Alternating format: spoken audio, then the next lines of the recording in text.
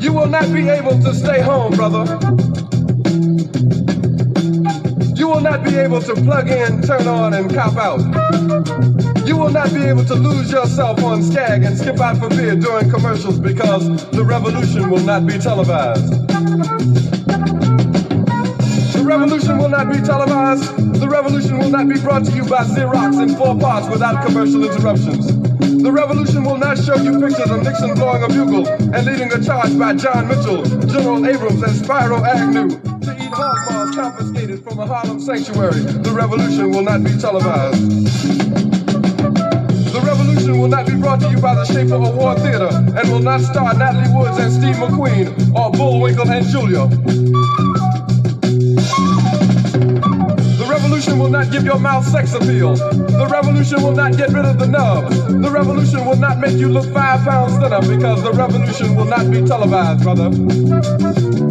There will be no pictures of you and Willie Mae pushing that shopping cart down the block on the dead run or trying to slide that color TV into a stolen ambulance. NBC will not be able to predict the winner at 8:32 on report from 29 districts. The revolution will not be televised. There will be no pictures of pigs shooting down brothers on the instant replay. There will be no pictures of pigs shooting down brothers on the instant replay. There will be no pictures of Whitney Young being run out of Harlem on a rail with a brand new process. There will be no slow motion or still lights of Roy Wilkins strolling through Watts in a red, black, and green liberation jumpsuit that he has been saving for just the proper occasion. Green Acres, Beverly Hillbillies, and Hooterville Junction will no longer be so damn relevant, and women will not care if Dick finally got down with Jane on Search for Tomorrow, because black people will be in the street looking for a brighter day. The revolution will not be televised. There will be no highlights on the 11 o'clock news and no pictures of Harry armed women liberationists and Jackie Onassis blowing her nose. The theme song will not be written by Jim Webb or Francis Scott Key, nor sung by Glenn Campbell, Tom Jones, Johnny Cash, Engelbert Humperdinck, or The Rare Earth. The revolution will not be televised. The revolution will not be right back after a message about a white tornado, white lightning, or white people. You will not have to worry about a dove in your bedroom, the tiger in your tank, or the giant in your toilet bowl. The revolution will not go better with Coke. The revolution will not fight germs that may cause bad breath. The revolution will put you in the driver's seat. The revolution will not be televised, will not be televised, will not be televised, will not be televised. The revolution will be no rerun, brothers. The revolution will be live.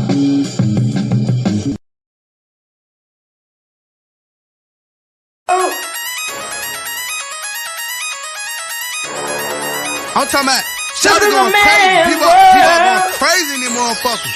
Run that shit back, man. But it means nothing. Nothing. Got a woman on the bed.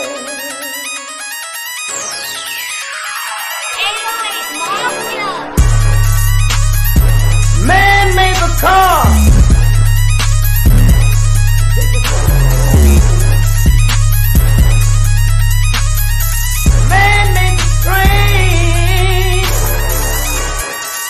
Carry the heavy load. Man made the electrolyte to kick us out of the dark. Man made the boat for the water like it's 7 no. Man thinks about a little bit of baby girl and a baby boy. Man make them happy because man make them dark. But after man make everything we can. Black Politicians unfold. This is episode 8 of season 7 down south. This is season 8, episode 7 of Shabaka'S Blacc experience. And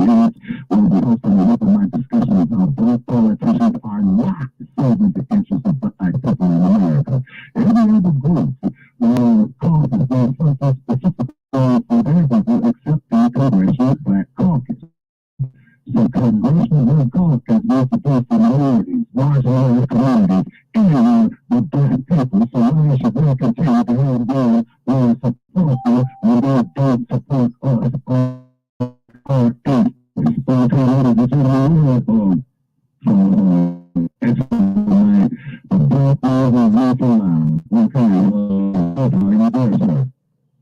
I am. What are you doing there? What are you doing? Okay, I guess I'm looking for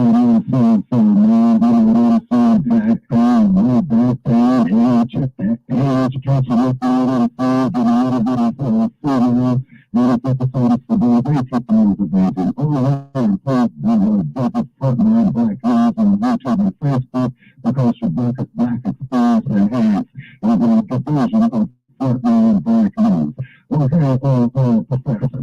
Okay, I'm at the dog as a living shit. I don't want to make that typical prayer. About the shenanigans that he's putting on, about all that, how they're going to call him, and then black ass politicians who don't do shit for the people and all that's the right to vote for them every year. Okay, Professor, please take it away. We have an unknown call that.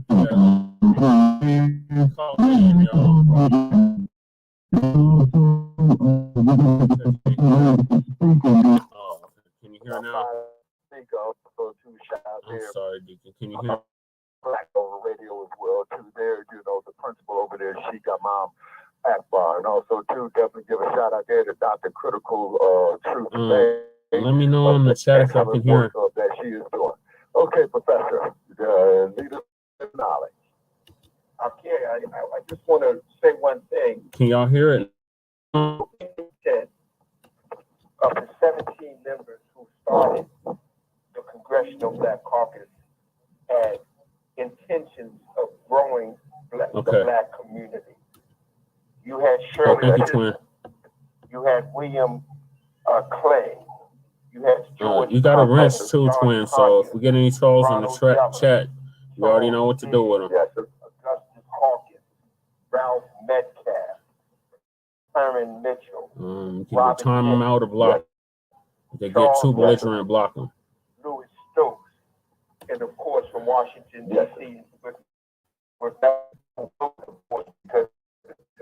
it's still a colony. Walter Front, right? And when the Congressional Rights Caucus that operates today is more concerned about getting carbon state their congressional reception than they are feeding economic wealth to our Black community. Mm-hmm. You understand? Yes, sir.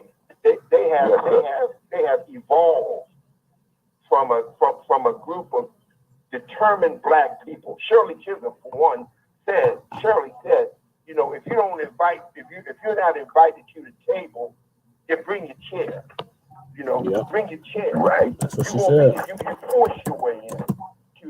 Right now, we've got a bunch of elected politicians who care more about feeding their own pockets than feeding the pockets of Black Americans. Okay. You got Black folks, and I hate to say it from my standpoint, even Kwesi Mfume. I know Kwesi. I went to school with Kwesi. I went to Morgan with Kwesi, and Kwesi voted for the 1990 crime bill that put 25% or more of our Black community behind bars. And Kwesi understand he was responsible for his support, caused others to support this crime bill. Now you've got Kwesi, Joe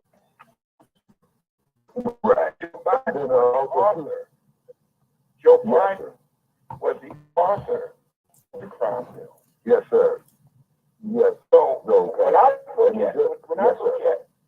I look at what happened, what has happened to the Congressional Black Caucus, what has happened to the Congressional Black Caucus is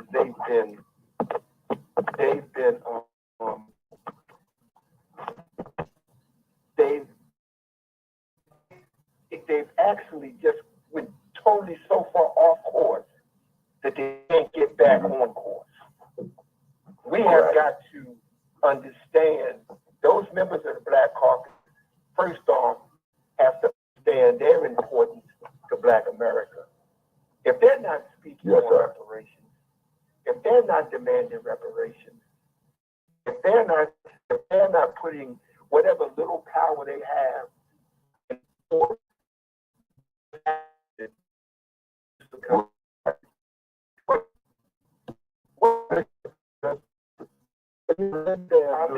you know what I'm saying? And because they're going out here for weekends.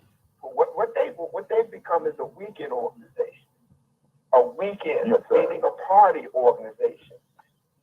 Took up a week of partying at the Congressional Black Caucus retreat, so to speak, where all of this corporate money is flowed into that week of events.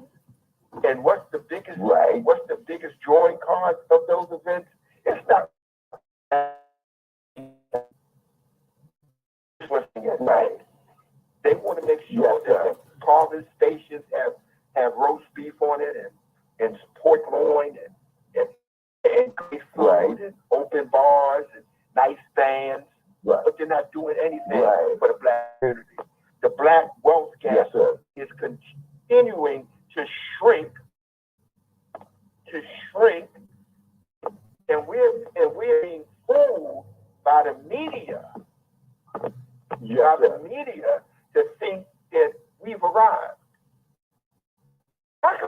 When we still on 2% wealth of this nation. We're 14% of the population. We're 14% of the total population, but we only own 2% of the wealth of the nation. Yes, sir. The wealth disparity between white households and Black households is $840,000. Wow. That means that the average white household has almost $1 million more wealth than the average Black household. If you look at take for example the metropolitan area of Boston. Boston is not in Alabama. Okay, Boston is not in Mississippi. Boston is not in Louisiana. Boston is supposedly the beacon of democracy, the state of Massachusetts. The average Black wealth in the Boston metropolitan area, including the city of Boston, is $8. Damn. What? $8. Wow. I'm not making shit up. This is for real. $8. Yes, sir. Absolutely. Yes, sir. You know, yes, sir. I want to read something real quick, and you know, it's a little lengthy, but I just want to read it. I wrote it. It's called a Black history lesson.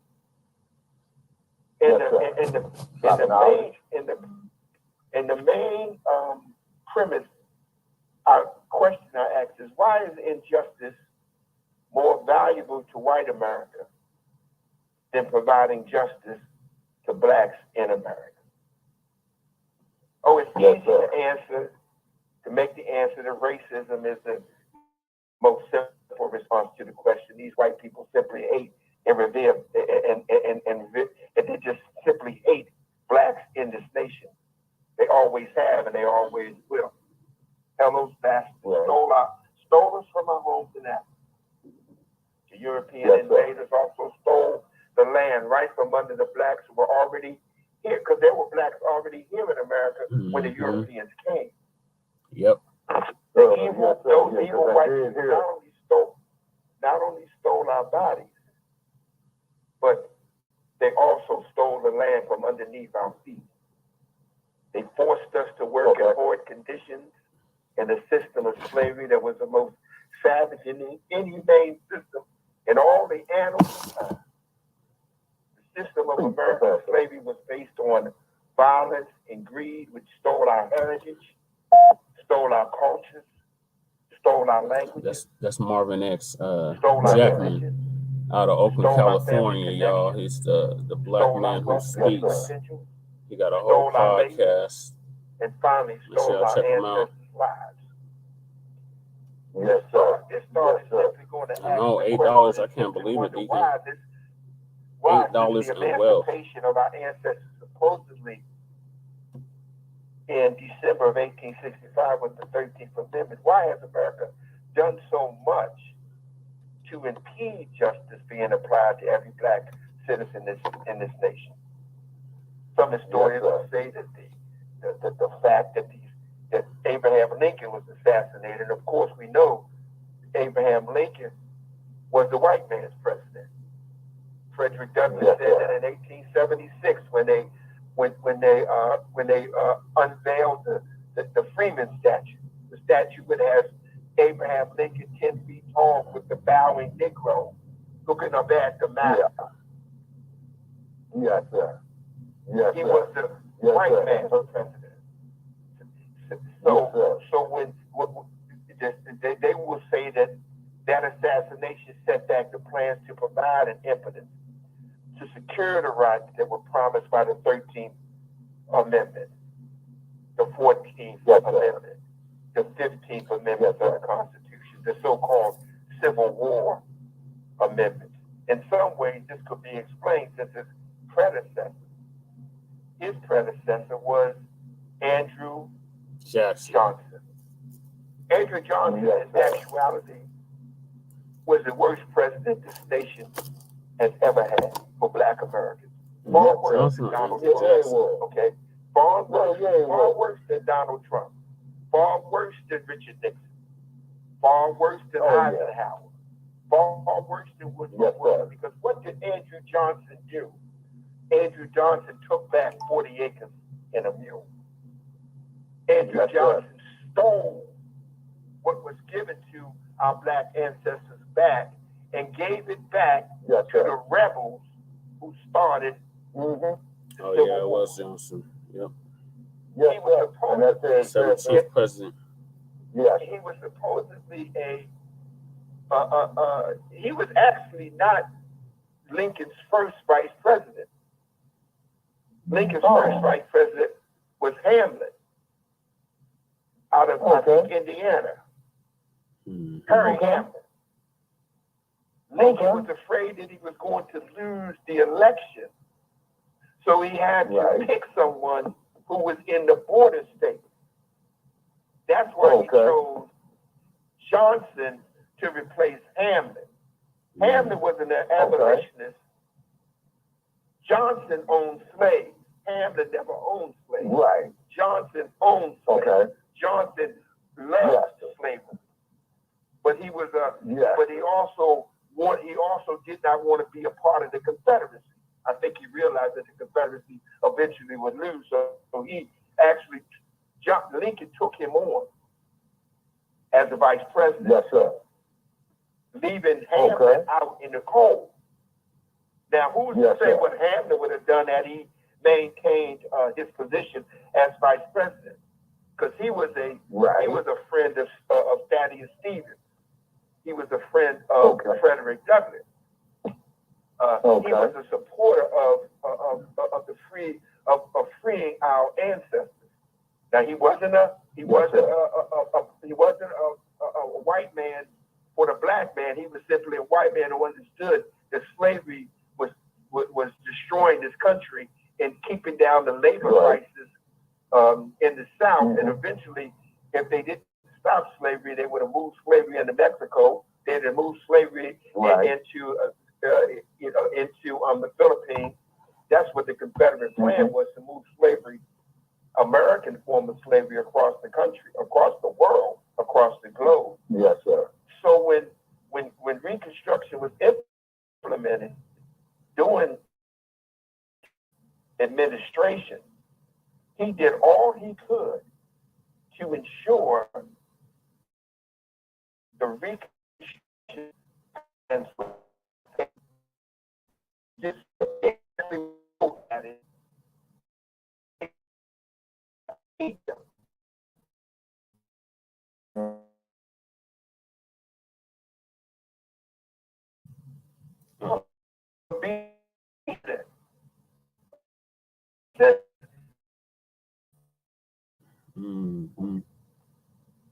voted to keep Johnson because he was afraid that if Johnson was kicked out, it would hurt the international image of.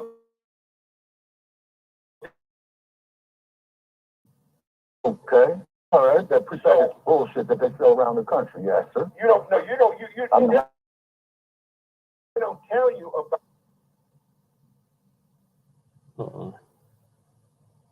What happened?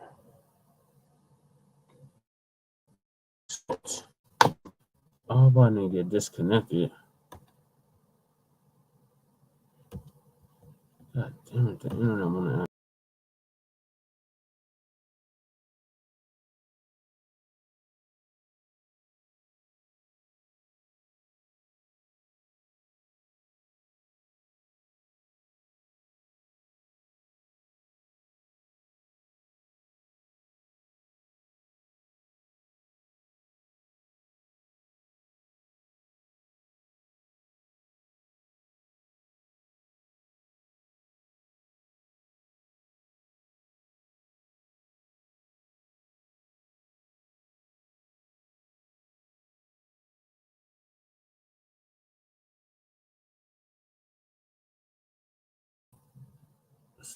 Sorry, y'all, got disconnected, and now I can't hear the show. So I'm going to direct connect back in here because I'm the one that's hosting the show. Welcome to Blog Talk Radio. But yeah, he was dropping some serious gems, huh?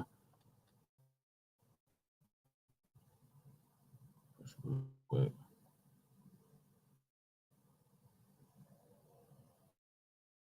Come on. The pin you have count, please. What? Doing that.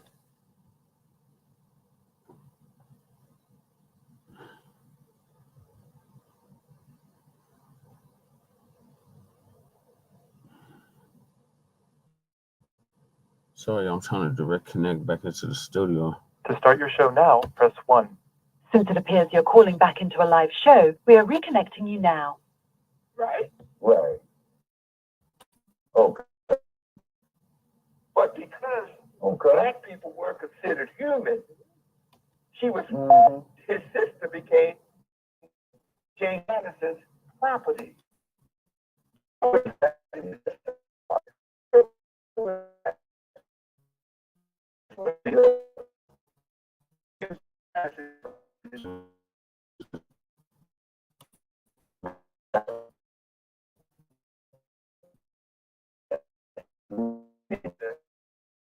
Had a baby, sold that baby into slavery. Come on, no, the internet was stupid. Right. Well, I don't know. He might have had a couple.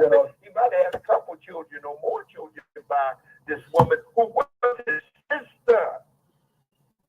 Yeah. That's the thing that really.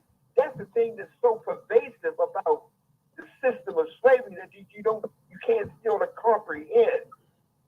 You can't comprehend that type of evilness. Mm-hmm. You can't comprehend the evilness.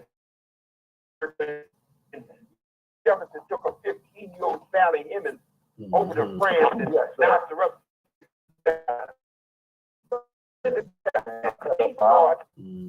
You can't comprehend that. You can't comprehend the evilness of you give somebody civil rights. You give them the right.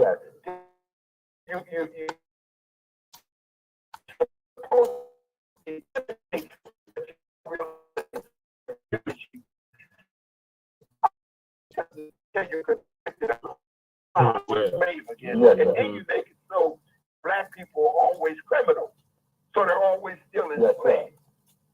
Then you create the 14th Amendment, which supposedly gave us our citizen rights, and then they used the 14th Amendment to benefit everybody but rather us. than to benefit us. Mm-hmm.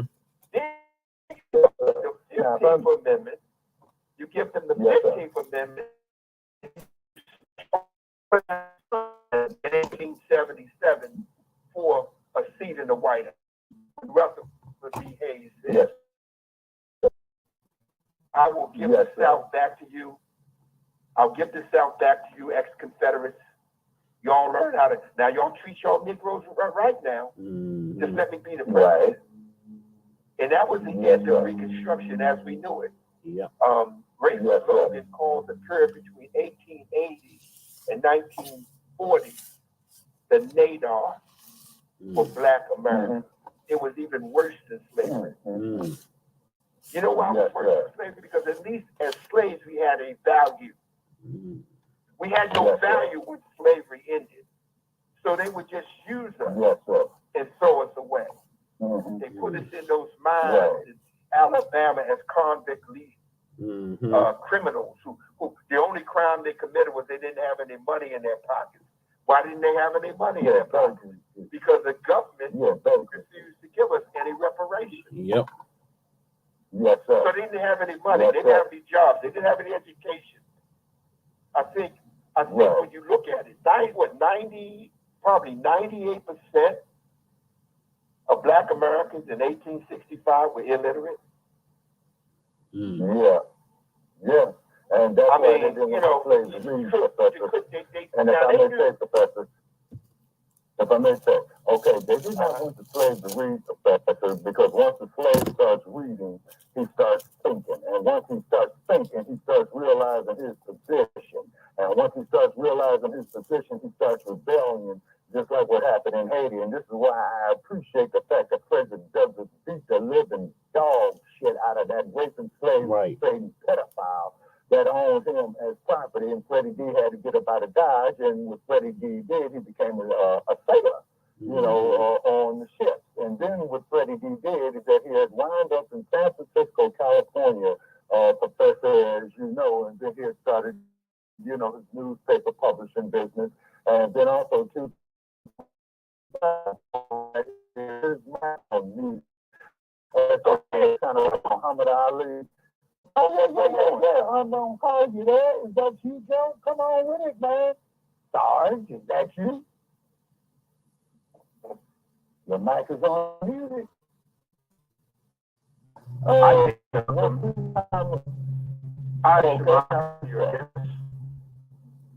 Yes, sir. Okay. Is this the inclusion? Solution. Solution. Oh, Lord. Not that solution. Solution. Oh, God. Me and Solution always get into it, y'all. Okay. Solution. All right. Well, we're happy to have you. How you doing, Solution? I'm fine, sir. That's right. I love your idea solutions, man, because that's what we need. We need some goddamn solutions. Because we sure ain't getting it from the Congressional. We sure ain't getting it from the Congressional Black Caucus. We sure ain't getting it from either from the I love you. You're my man, Solutions. Yes, sir. Talk to me, Solutions. What you got?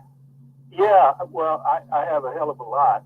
I'm a pretty straight shooter, and most people aren't, unfortunately. But look here, a couple of questions just to get clarification. And by the way, Shabaka, this is a good subject. I'm glad you brought this up for a number of reasons. But nevertheless, I was looking up the term caucus just so I would be intimate with it, so I would be familiar with it. And it's a meeting, and it's also a group. But let me ask you: are there any binding legal or requirements that the caucus anything for? My question. That's my first question. In other words, do they have a charter or something that legally binds them to do X? If you know. That's a good question. Right. That's why I'm posing it. That's a great question. We need to Google the Black Caucus charter, because I'm sure they have it. Yeah, or any caucus to see what their mandates are. Because see, look, number one, people usually work in their own best interest. That's psychology 101. And if they're in a position, now Claude Anderson, everybody buys Claude Anderson's book because the principles will work for everyone. But he talks about how to address poor or impotent representation. You tell the person, number one, what the hell you want by a due date. It's almost like a note, right? And if they don't do it, you recall them, you kick their carcasses out of office, you bounce them. So if a person has a mandate and they're getting some kind of accolade, compensation, which I don't know is the case. That's the reason I asked the question. However, if they are getting some sort of accolades that they are bound to carry out and they're not doing it, there's a recall system. And get someone else who will do, what you want them to do. But now, what I notice is people are always looking at the national level. And I understand that. They are the best, they get the acclaim. But really, things start in their city, where they get their stuff. Start there. And then there's city leaders, right? The local, county, et cetera, they have pull on the national guys. They can pull the coattails or the strings of the national guys. But you need people who agree upon a particular platform and who will move forward with it. I mean, so I think a lot of people, regardless of their ethnicity, and I don't think this is necessarily ethnicity specific. I think all people confront this, but if you want to mark yourself out and say this applies to me, then what I would suggest, this is just a suggestion, identify what the hell you want. Additionally, identify who can provide what you want. Go ahead. Solutions. Let me say one thing. You know how difficult it is to become an elected official in the Congress now? You know how much money a congressman has to raise in order to become elected? Do you also know that Black folks don't vote? Well, okay. And that's a problem that they have to address. That's the problem. And we tend to vote for the incumbent, no matter if the incumbent is effective or not. Not unless it's a situation where the incumbent is criminally involved in some shenanigans. Will he or she not get reelected? I mean, Maxine Waters is damn near 100 years old. And the thing about it with most of our elected officials in Washington, they stay too long. They wear out their welcome. Yeah. And I've always been of the opinion that we can't afford to have 40-year experienced Congress people representing us. We need to have a period of like 10 to 16 years, and then those individuals move into a college situation to teach policy, and then you get a new set of leaders. We can't afford to do what white folks do with that seniority situation. And in reference to the CBC, let me read you something. It's on the page of the CBC. Since the establishment in 1971, the Congressional Black Caucus has been committed to using the full constitutional power, statutory authority, and financial resources of the federal government to ensure that African Americans and other marginalized communities have the opportunity to achieve the American dream. Now, I ain't got no problem with that statement, although I would say that they have more of a responsibility to African Americans than other marginalized communities. What we have now is we have to push. No, hold on. Wait a minute. May I just comment there? Hold on, Solution. Let the professor finish. Hold on, Solution. Let the professor finish, please, and then we'll do it. Now you've got this situation where you've got members of the Congressional Black Caucus who are supporting the influx of of Mexicans and Hispanics coming over the border. Right. And they come over the border and they get the support from the government that we've never got. Right. You've got our Black Congressional Caucus members supporting that influx of people coming over the border. Okay? That part. Okay? Now, that's what I say about marginalized communities. Okay? The caucus is chaired by Congressman Steve Hartsford, or Horsford. As part of this commitment, the Congressional Black Caucus has fought for the past 50 years to empower these citizens and address their legislative concerns by pursuing a policy agenda that includes, but is not limited to, the following. Number one, reforming the criminal justice system and eliminating barriers to reentry. Are they doing? Hell no. Combating voter suppression. Are they doing that? Hell no. Expanding access to world-class education from pre-K to post-secondary levels. Are they doing that? No. Hell no. Expanding access to quality, affordable health care and eliminating racial health disparities. Are they doing that? No. Hell no. Expanding access to 21st century technologies, including broadband. Are they doing that? No. Hell no. For workers in expanding access to full family compensated employment. Are they doing that? Hell no. Expanding access to capital contracts and counseling for minority-owned businesses. Are they doing that? No. Hell no. And promoting U.S. foreign policy initiatives in Africa and other countries that are consistent with the fundamental rights of human dignity. Are they doing that? Hell no. So what is the CBC doing? Because they surely are not doing what they said they said they are supposed to be doing. What are they doing? Right. They're doing something for everybody but us.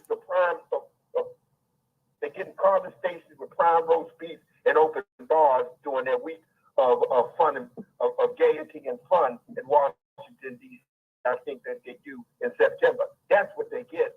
And fill in their pockets so they can go back and big houses while their constituents are living in the dregs of the ghettos across this nation. Yes, sir. Yes, sir. So, and we have a caller at 347 last 3970. Press 1 if you want to speak live. I'm sorry, Professor. Go ahead. We just have an additional caller. And if you look at it, and if you look at it, they've got 58 members in the House of Representatives, and I think one Black senator now, Scott, is it the goofy guy from South Carolina? Yes, that damn Tim Scott. Yeah, that ass. Yeah, he's the only Black senator, right? Right, and so it's No, you're thinking of Clyburn. You're thinking of Jim Clyburn. Huh? On the Democratic side, it's Jim Clyburn out of South Carolina. Okay. No, Clyburn is the House of Representatives. He's not in the Senate. He's not in the Senate. Okay. I stand corrected then. Because Obama was a senator before he became the president. And then before him was a sister from Illinois who was a senator. You got the congresswoman from California who's running for the California seat for Senate that the woman that was 100 years old and died. You're talking about Barbara. Right. Feinstein. No. Yeah, Dianne Feinstein. Right, yeah. So it's only one Black senator in its 57 Black representatives, House of Representatives members. That's what they got. Wow. They got enough to do a block in the House to do some things. But they consistently don't do anything. But they, but they will wear they'll wear their kente cloth on February 1st, coming up this week, right? Right. I think is it Thursday or it's Thursday, right? It's Thursday. Tomorrow. Yes, Thursday. Okay. Now what's gonna happen on February the 1st, bro? On February the 1st, they're gonna put on that kente cloth. Right. And they're gonna have all of these. They're gonna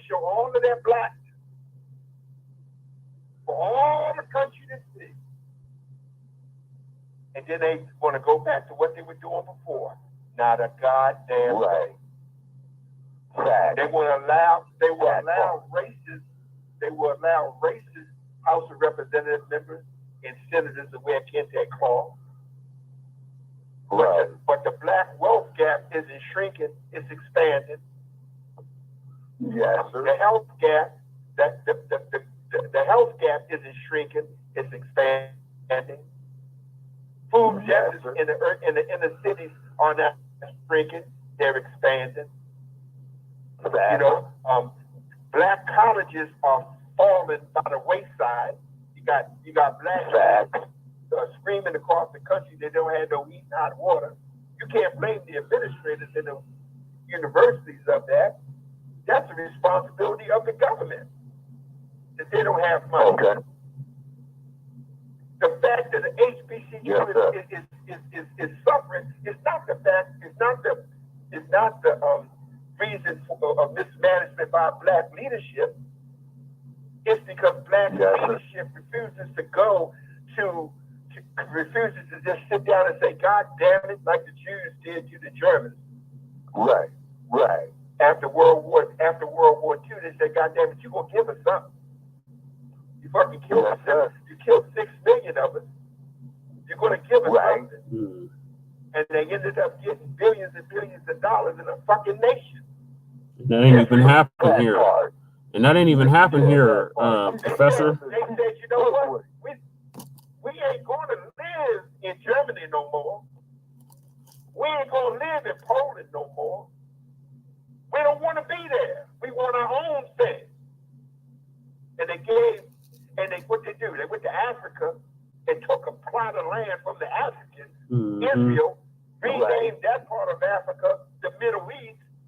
It's not Africa no more. It's the Middle East. It's fucking Africa. Okay?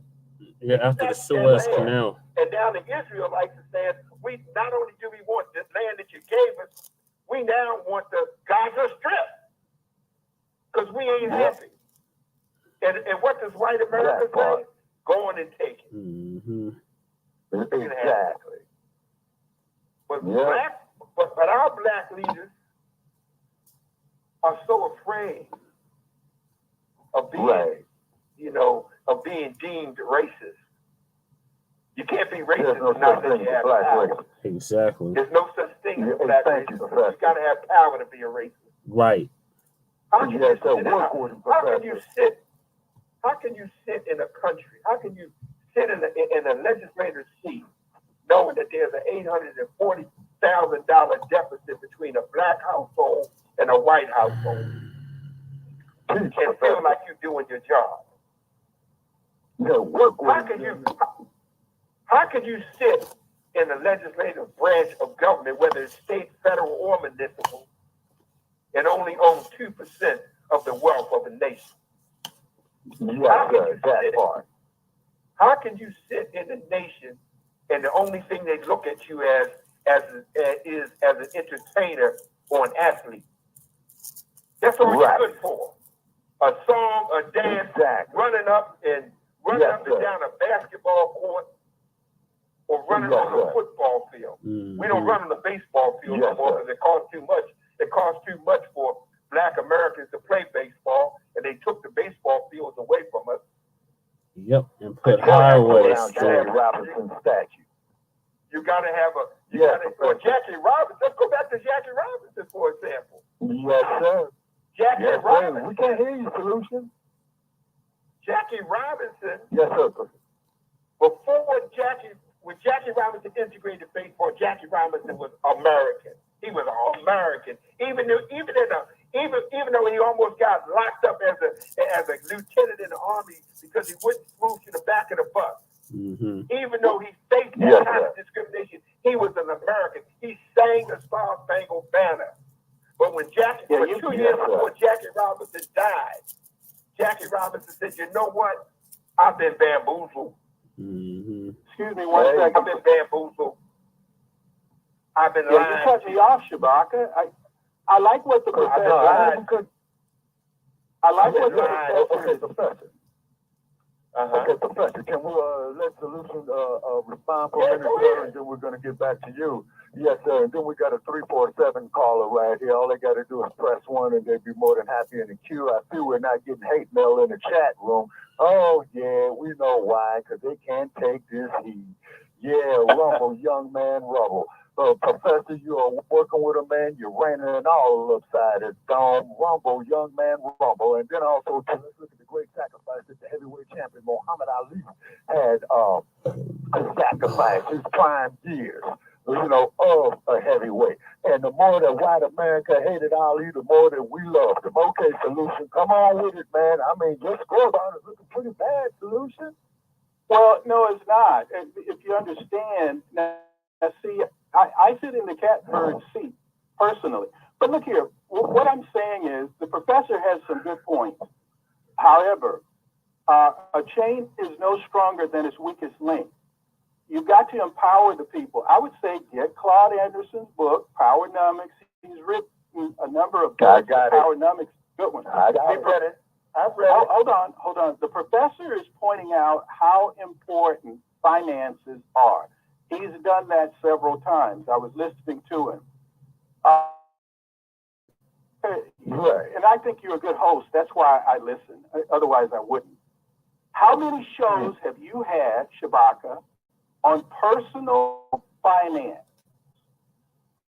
to empower people? Because without money, you're not going to do very much, even if one has good ideas. So I have some ideas. Right. We've posted several of them on. Check our archives. How you going to have wealth? How you going to build wealth if you don't have money? All right, I can tell you that. There is an answer to that. How you going to build wealth when $1 only stays 6 minutes in the black community? All right, let me answer. How you going to build wealth, bro? That part. When black folks think that buying rice is the thing to go. When they buy all right. Answer? Yes, I missed it. Okay, this is the way to do it. Literacy and all of that crap. That's crap, man. Give me some. You think financial literacy is crap? It's financial literacy is crap without the income to go along with it. You can't. If I only got $1 and I got to feed my family, I ain't got no money to save. I can't buy no stock. I can't buy a house. If I'm living, let me jump in here because I can help if you allow me to. See, if you denigrate everything, you only have what you got, which is, look, I encourage young men. I talk about dating a lot. I tell them, you have to work 6 hours a week. Get out of debt, build your finances. There's only one way to do it, unless one. Now, some people's idea of security is winning the lottery for retirement. No, one has to put in the work 2 or 3 jobs. I've done that, so I know what it's like. And you build your wealth, and then you're able to enjoy the fruit of your labor. You're able to enjoy America. Bro, okay. Now? Okay, well, tell me where I'm wrong, please, because it was. I can tell you where I'm wrong. You are absolutely out of your fucking mind. All right, tell me why. I've heard you say it. I'm going to tell you why. Your fucking mind, that's what you are. What's wrong with what I said? Overhand right, left hook. What does Turbo Marshall say? You can't tell me to pull myself up by my bootstraps if you ain't got no damn boots. Right. Okay, so you believe in begging one way to financial security. You're gonna tell me if I'm making $10 an hour or $15 an hour, and I got to pay almost 40% of that, or maybe even 50% of that in rent. Okay, Professor, I have the problem. What's your solution?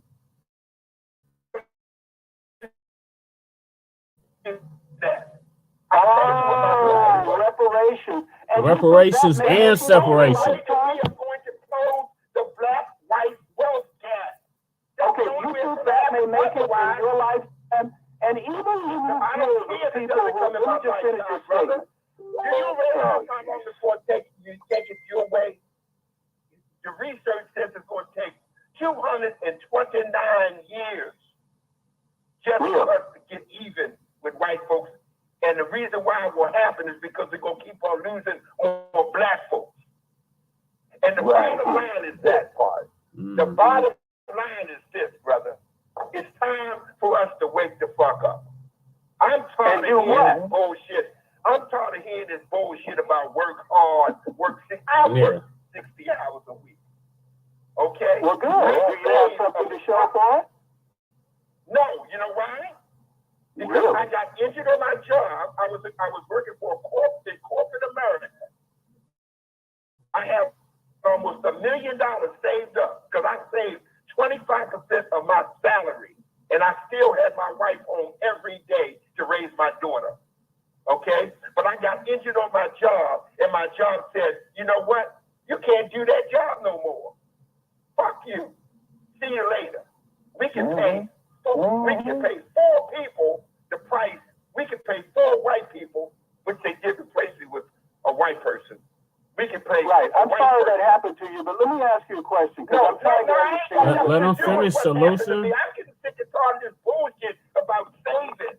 You can't. How quickly do you think reparations will arrive? It don't matter how quickly. As soon as we stand up, as as a community. Cut the fucking check, Solution. It ain't even none of your business, Solution. You know what? As soon as we stand up as a community, it's just as like we stood up with George Floyd, got stepped on by that police officer, and we got in the fucking streets.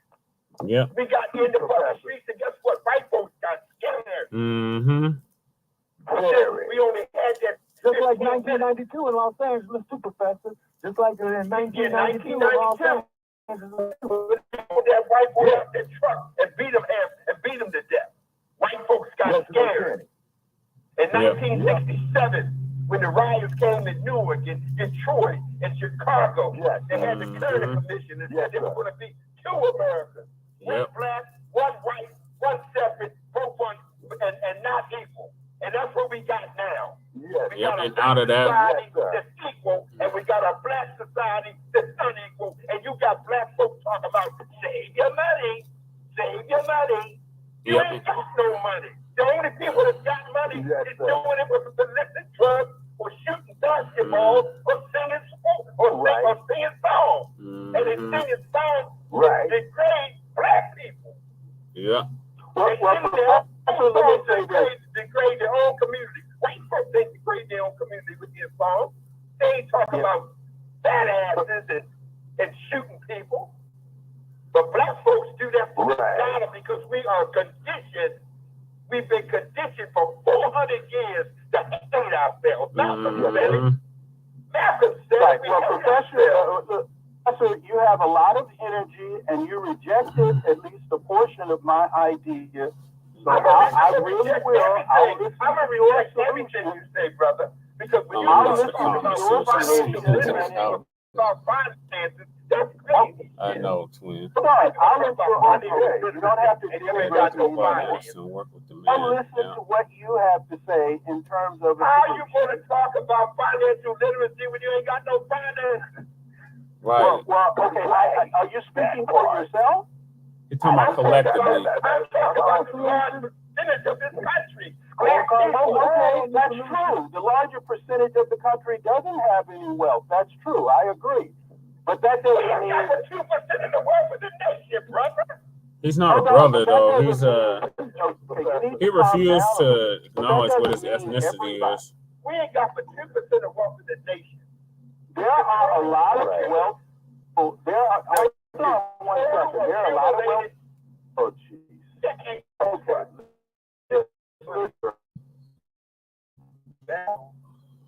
One at a time, y'all. Okay, listen, Professor. Go ahead and drop knowledge, Professor. And on our scorecards here, Professor, you got his ass, man, 5 rounds to 1.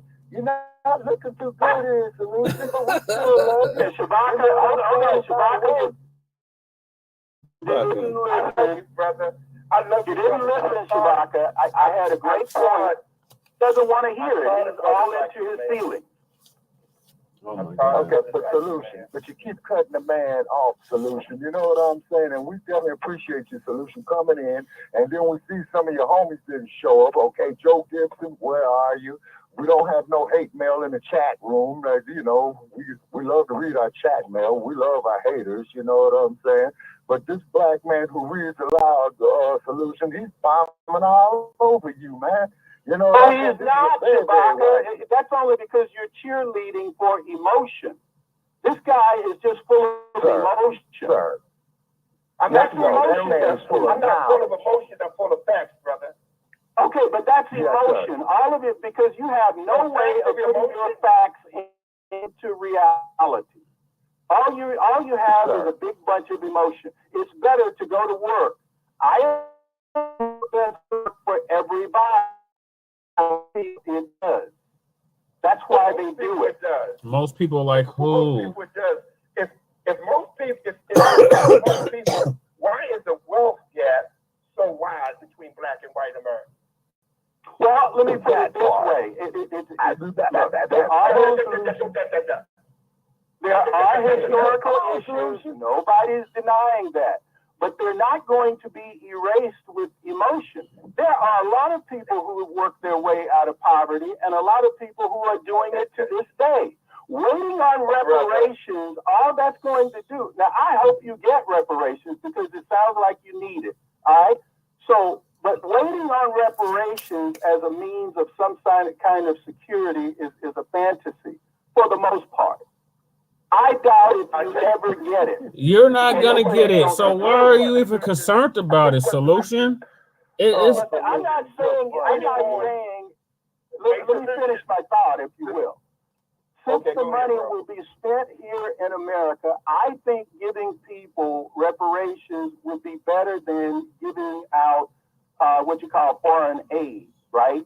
However, that's why I ask you, what time period do you think the reparations will arrive to save you? That's it's not up to you for us to even answer that question for you, because it doesn't have nothing to do with you, Solution. As soon as somebody else is talking over, I can't hear you. As soon as black folks in America demand reparations will arise. So when the hell do you think? All right, but that's a non-answer because they like to do that in the next decade. Solution. Stop. Hold on 1 second, Professor. Let me ask you a question here, Solution, okay? And I'm going to put this here to you. Now, you had told me that you're a Native American, correct? Okay, man. No. I don't even deal with hold on, Shabaka. I don't even deal with that bullshit. Oh, God. Okay. See what I mean? Please hold on. I'm gonna unmute your mic after the professor talks and after I talk, and we definitely see we got another caller here at 520. I think that's just 347. If you want to speak, just simply press your hand. Okay, now the thing is that I'm gonna hit solution with is this. Okay. There was a dude, avid racist by the name of George Armstrong Custer, who's going out there to Little Bighorn. I went to the Little Bighorn. I listened to the wind, and I heard the stories of long ago, which is an ancient African proverb. And Solution, I'm sure that you will agree with me. Crazy horse and sitting bull did the right goddamn thing to Custer. Fuck George Armstrong Custer. And I went up there, man, to go piss on his grave, man. Except, the cemetery was closed because it was the 4th of July. Okay, so therefore, Solution, I find you very, very hypocritical, sitting up here talking about embracing Eurocentric capitalism, man, and look what the white man did to your people, and then look what the white man did to my people. A Native American woman that told me when I stopped there at a rest stop, sir, why did your people help the white man against mine? Because the slave only knew what the fucking master taught him. And not only that, Shabaka, a lot of those native tribes, they own slaves too. They owe as well. That's what I'm saying. Okay, Solution ain't got no. Yeah, that's a fact. Yeah, that's a fact. Okay, I'm going to unmute Solution. Okay, now Solution, you got the floor, and then Professor, I'm just going to ask you to yield to Solution, Professor, and then when Solution finishes his point, man, come up here and reign upside his dome again, just like the greatest of all time, Muhammad Ali. Okay, everybody has owned slaves at one point in history, but that's not the point. That is the point. Oh, let me finish, goddammit. Let me finish. Man, everybody has owned slaves. He's gone. He just got kicked the fuck off. Sorry about that, ladies and gentlemen. Could you please mute him? No, we kicked him off, man. We kicked him the fuck off, Professor. You got the floor. I think that's Kevin Barnes. Okay, we got a 202. That's Kevin Barnes. We got a 202, 521 right here. Okay, they got the hand up. Okay, we're gonna let the professor talk, and then we'll most definitely. Oh, wait a minute, I think I know who that is. That's Mr. Barnes, Outlaw Radio. Oh, okay, Mr. Barnes. Thank you so very, very much. Black Power. Always. Okay. Yeah, we definitely appreciate you there, Mr. Barnes. Okay, Professor, please continue, okay, because we had to throw somebody out the door. And like I said, and when you get this, he called from a block number. Not mind showing you the fucking door.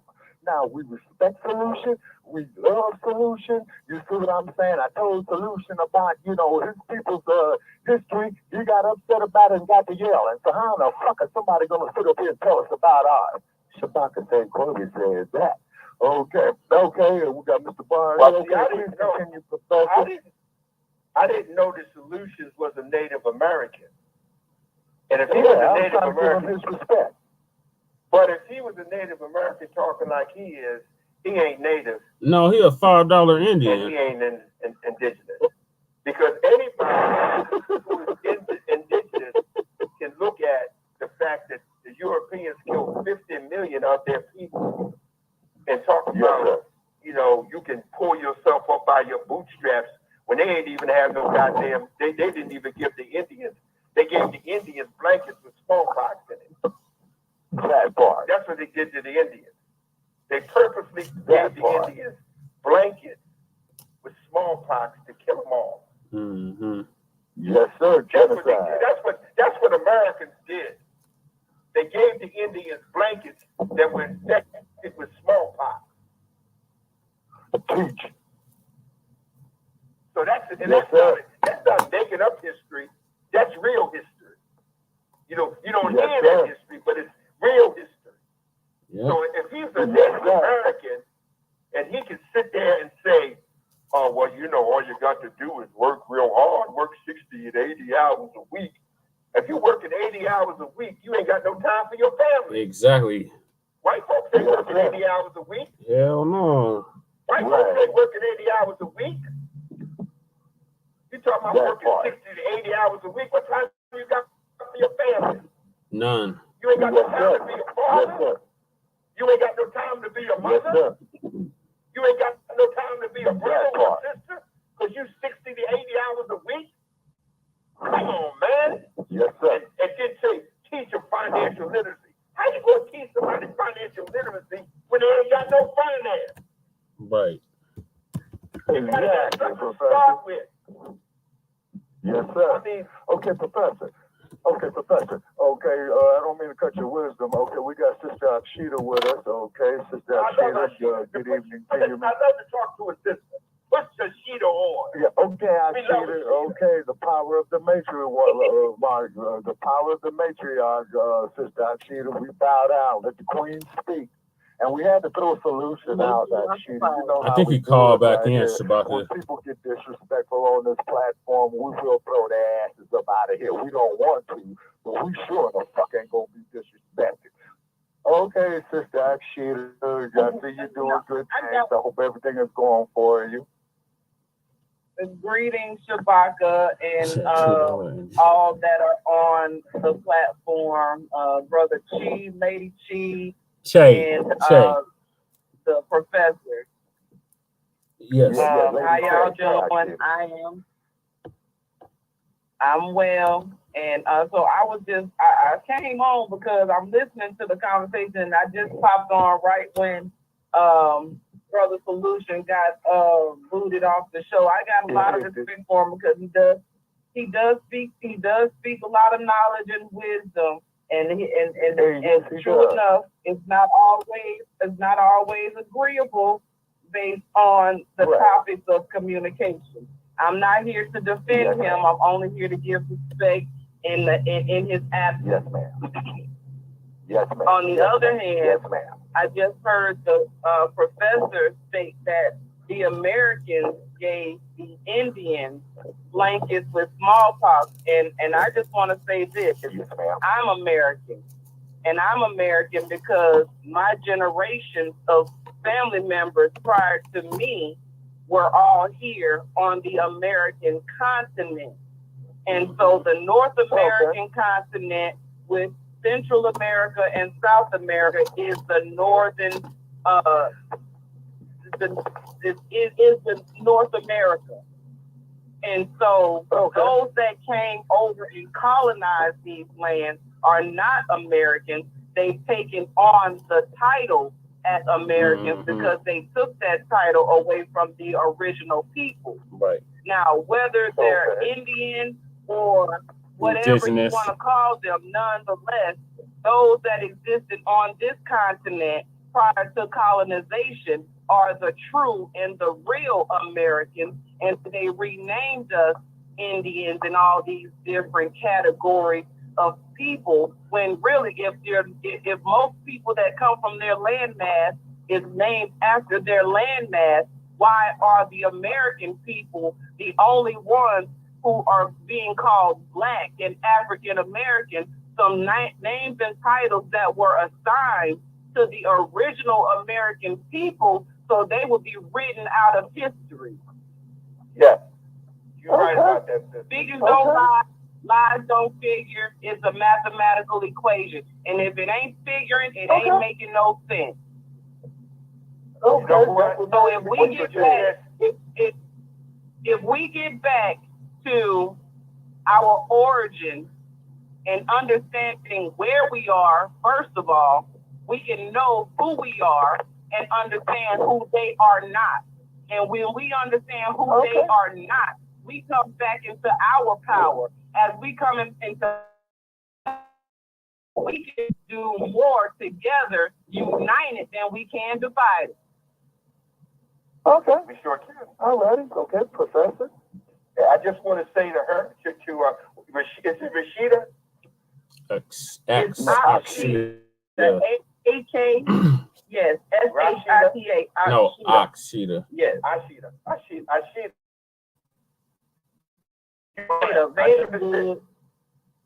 Veda, you are so right. I should have said white Euro stolen, hated bullshitters, because that's what they were. They were the ones who gave the blankets infected with smallpox to our brothers and sisters who were red and brown and black. Okay?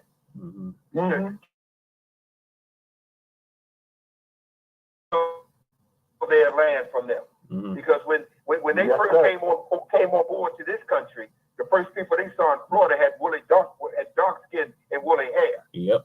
Dark skin and woolly hair. Seminoles, Professor? Yeah, like the Seminoles, Professor? They were dark skin and woolly hair. They were black. That's why, you can't but the history book tell you. The history book. That's why we have to do the writing. We have the speakers of and narrate our own story, or be written out of his narration of others who claim he who. I'm afraid of you, Ashida. We are Ashida. Blacks don't read real history. They've been conditioned. Well, why is that? Because the programming system. The program system has been programmed into our people. To do women from the home, to kill the men, to criminalize the men, and put them in prison. And so they separated the family the family against to look outside of themselves within. So now they're looking when real good and the evil and within. Right. Hey, let me say one thing. Well, let me say one thing, or a couple of points. And Joe Gibbs is in the chat room. Yeah, Joe, bring in all the hate mail. Not seeing Joe Gibbs in the chat room. Okay. Please continue. In 1880, Bonds are like speakers. Okay, go ahead.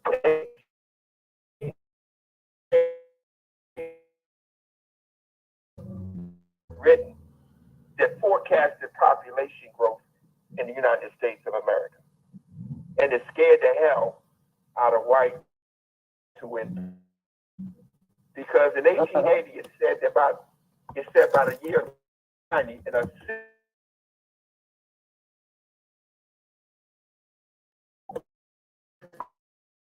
million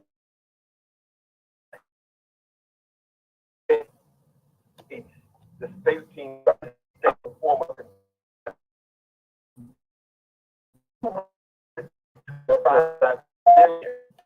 Black people. Yeah. That scared the hell out of That's just that shooter right there. And the politicians and the corporations and the white folks, because we would have been almost even in population to white. What happened after that was the decimation of Black America. The things that you just spoke of.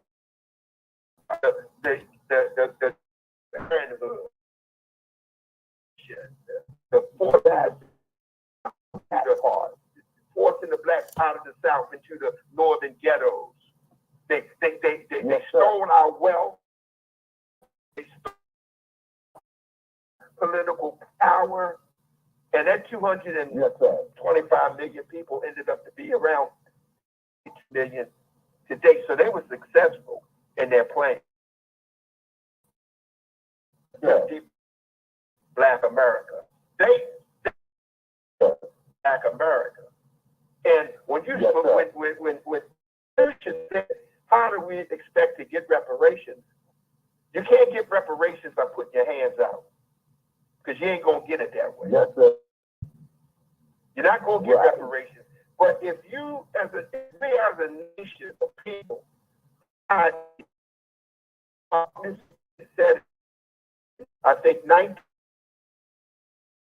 He gave December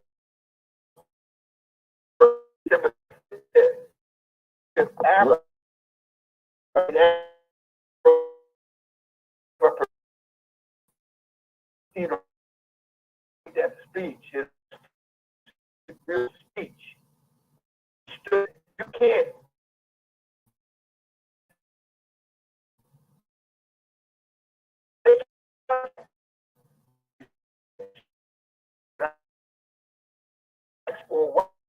There. H. Rap Brown, Stokely Carmichael.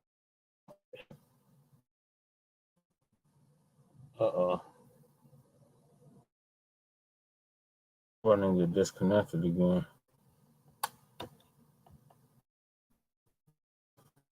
So, internet. I think I got disconnected. Let me try to refresh.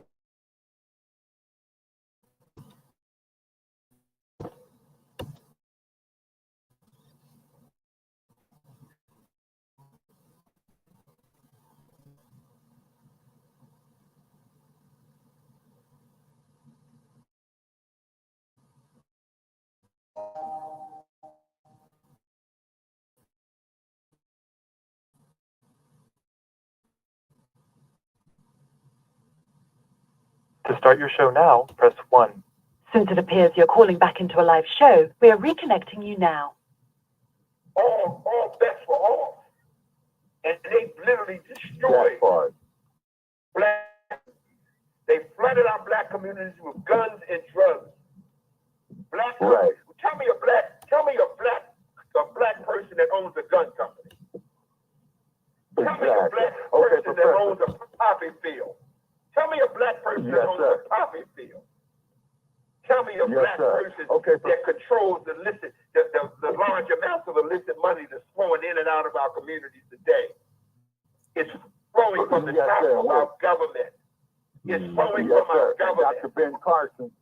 Yes, sir. And then Dr. Ben Carson, he's so asinine. I see you there, Kevin Barnes. Okay, we're going to invite Kevin Barnes into the conversation. Okay, Dr. Barnes, please drop knowledge. 202-352. That Dr. Barnes?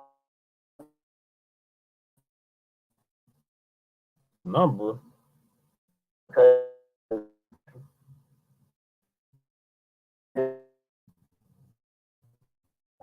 Area code. Okay, all righty. I see Joe get there. Okay, Joe, let's get ready. Yeah. Yeah, how you doing? Doing well, good to hear your voice. Been a long time. You know the rules here. Okay, Joe, you know the rules. You know the rules. I got a friend on the platform. I'm safe now. No, come on, Joe, win it, man, because you got some serious opponents right here. Solution, he ran off. You know what I'm saying? And we got Mr. Barnes here with us.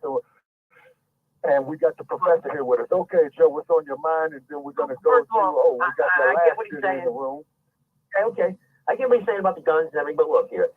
He said about the poppy fields. Well, I'll give you one name, Frank Lucas. Okay, he went right over there, had to transport his stuff for the poppy fields and everything.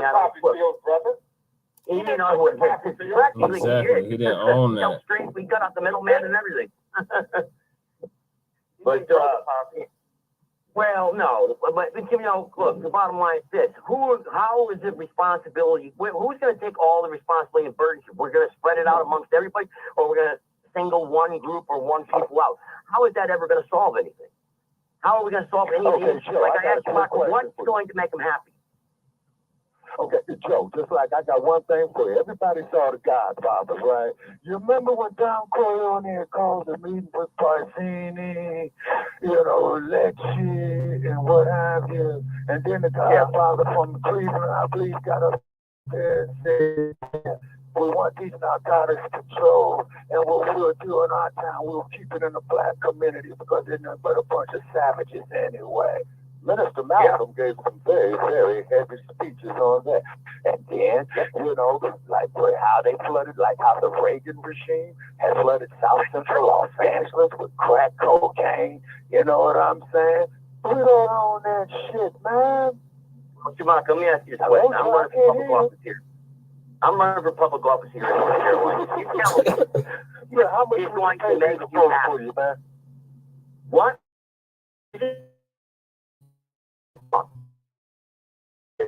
Let's just say, what's he done? Number one is the reparations, also to the new African Republic. You know what I'm saying? Number three, for us to control our own debt. Vaccination systems is because the only thing they're doing is teaching our people a bunch of bullshit, like the professor had just laid on Solution, and Solution ran away.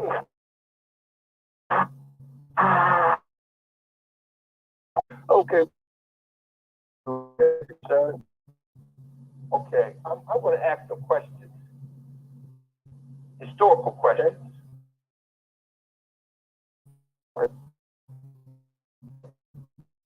I'm going to go back, but I just want to ask these questions, and I think it's important that these questions. Okay, sir, could you please identify yourself, please? Okay, sir, the one who wants to ask the questions, could you please identify yourself? This is me. I'm going to ask some questions that I wrote down. This is Joe Hall. Oh, okay. Okay. Why was it necessary, once blacks were unlocked from the bonds of slavery, to continue to impede the full implementation of equal rights and true justice in each and every one of our ancestors? Why did our government allow the savage white mob assault to go unpunished in New Orleans in 1871. That part. Where white simply stole the lives of our black ancestors for only wanting to achieve some level of citizenship. Why didn't the federal government not step in to reinstitute all the monies that was stolen from the newly freed slaves who had placed their funds in the Freeman's Bank? Why did our government in 1898? Why did our government in 1898 allow to disrupt democracy in Wilmington, North Carolina, and for that to go on that part? He didn't even know about that, Professor. He didn't even know nothing about that. But go ahead. Allowing a mob of whites to destroy the lives and economic fortunes of the black community of Brooklyn and Wilmington, a community that was more prosperous than Tulsa. I want to add. Yes. This community was thriving, and yet within a matter so on the Streamyard, Joe Gibson, who's running for Senate or Senator, House of Representative, he running for House of Representative in North Carolina. I want to say District 35. So if you know anybody in House District 35 in North Carolina, tell them don't vote for Joe Gibson. He didn't even know about the Wilmington Massacre. He didn't know nothing about any of that. We had to educate him on that. In the same state that he's running for public office in. He didn't know nothing about the Wilmington Massacre of 1898. He didn't know nothing about none of that. An activity that included the first bombing of the first air attack on the United States soil before Pearl Harbor. Tulsa. Okay? Yeah, Tulsa. Why was it even any reason for dead black bodies to hang on trees like strange fruit, as Billie Holiday sang so eloquently? Swinging in the southern breeze. Why was no white man in the South ever convicted of killing a black person, even when the heinous acts were done in full public view and everybody knew the perpetrators? Why was Sam Holmes' body parts? Scorpion, why was Sam Holmes' body parts in Atlanta allowed to be put on public display? Welcome. Throughout the state of Georgia, after he was brutally lynched, That's and right. his body was taken apart piece by piece. Why didn't the United States government protect the life of Frazier Baker, the postmaster, who simply wanted his job as a hired employee of the federal government postal system? Mr. Baker's life was taken along with his daughter, and his surviving family was destroyed economically, and yet no one was ever convicted for his murder. Why were black American ghettos allowed to flourish in the so-called greatest economic nation the world has ever known? Why did our government allow the federal institutions to steal our potential wealth by implementing laws and regulations that inhibited our black ancestors to build wealth? You didn't know that the Social Security Act of 1935 basically excluded black Americans, domestic workers,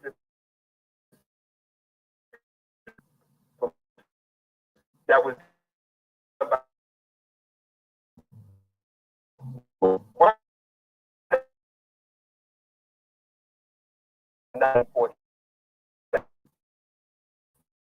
murderers, and didn't get paid by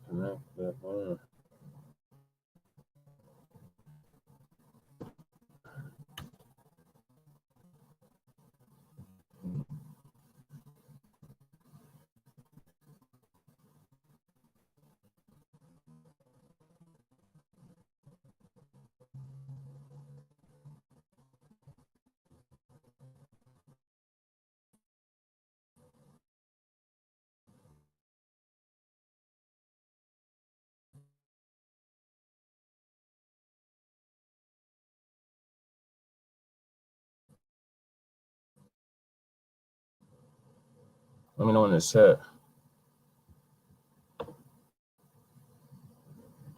There we go.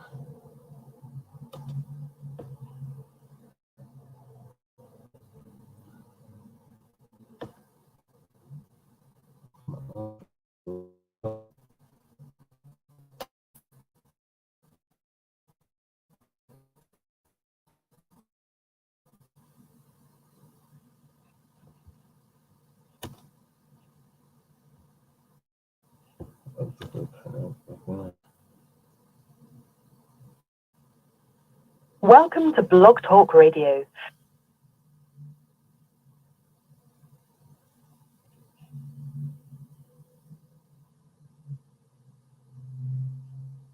To start your show now, press.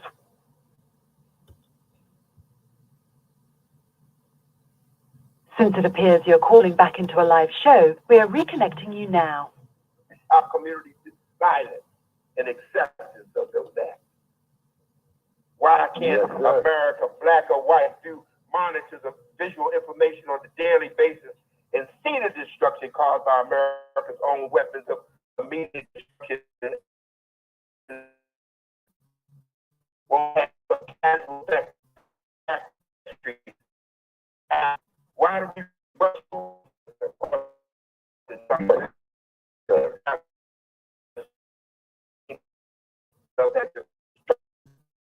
community members won't give that same enthusiastic response or support to rebuild and building or growing or growing the construction of real-time living?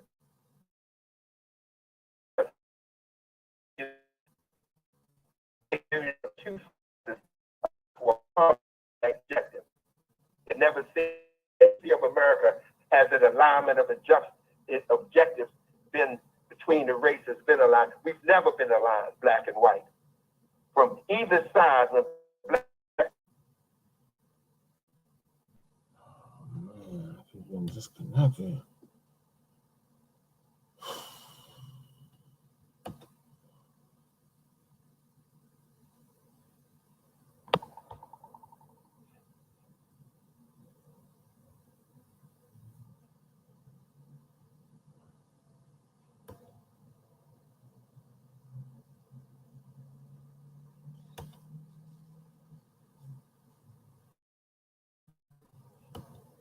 Oh. I'm telling y'all, 5G tower went up. Let's act real stupid.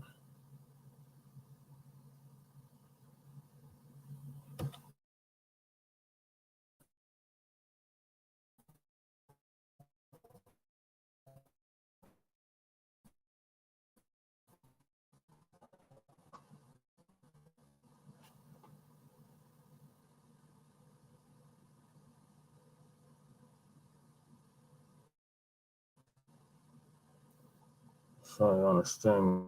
Go back, connect back in here on my internet. It's acting really stupid all of a sudden.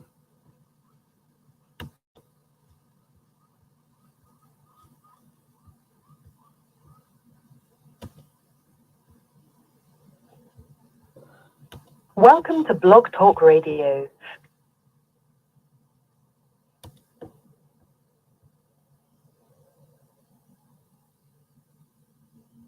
Make sure y'all like To start your show now, press 1 to hear important. Since it appears you're calling back into a live show, we are reconnecting you now. Everybody knows these 10 issues. And when you talk to a politician, say, these are my issues. What is your thoughts on them? And if they can't give you an honest answer, tell them to get the fuck out the building. That's what we got to do. Okay, thank we got to you, start to demand what we want. Because if we don't demand what we want, we're never going to get what we need. That's it. Okay, let me ask. Now, I know I'm not only going to get to ask probably one question, but would you agree that the more than 360,000 whites that helped fight during the Civil War to defeat slavery, that also many more, tens of thousands, were lynched? Also, are they entitled to reparations also? See, I knew I was going to get a question. I knew it. They did not fight to end slavery. Oh, they didn't, huh? And those white brothers, those whites to the north hated Negroes just as much as the whites in the South hated Negroes. But they were afraid that if they were afraid that if slavery moved up north, those whites would let's move up then. Let's move up to the civil rights era then. Let's move up out of that kind of history.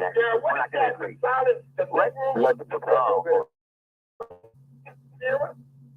Come on, man. Well, let's go to the 1960s. Okay, we know 18% of the country's whites helped stand side by side with many of the 87% of blacks that were persecuted. And that don't even benefit us, Joe. But they still fought side by side. Joe, they only walk side by side because they got some benefit out of it. We didn't get no benefit out of that.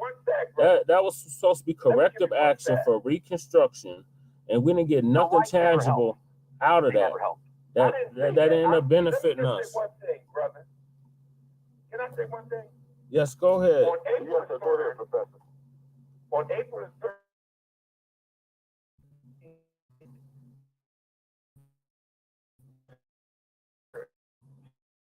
Good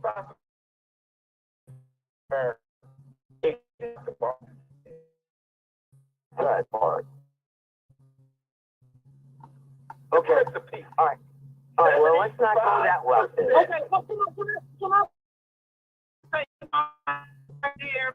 Because see, I do realize that a lot of the conversation swayed towards racial diversity, and with racial diversity, we'll never get anywhere, because the point of the matter is that we're all in a slave in the government and how it's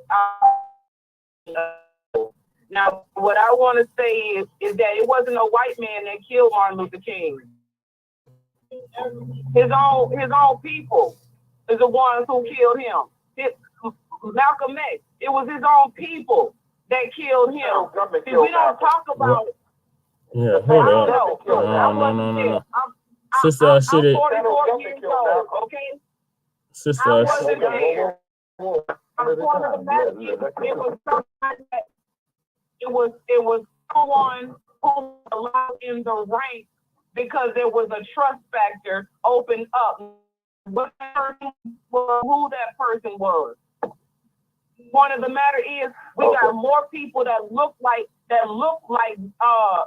one another that are killing one another. Yet the government or this program system has set us against one another, so we can never see that if we unite, we're stronger, no matter what we look like.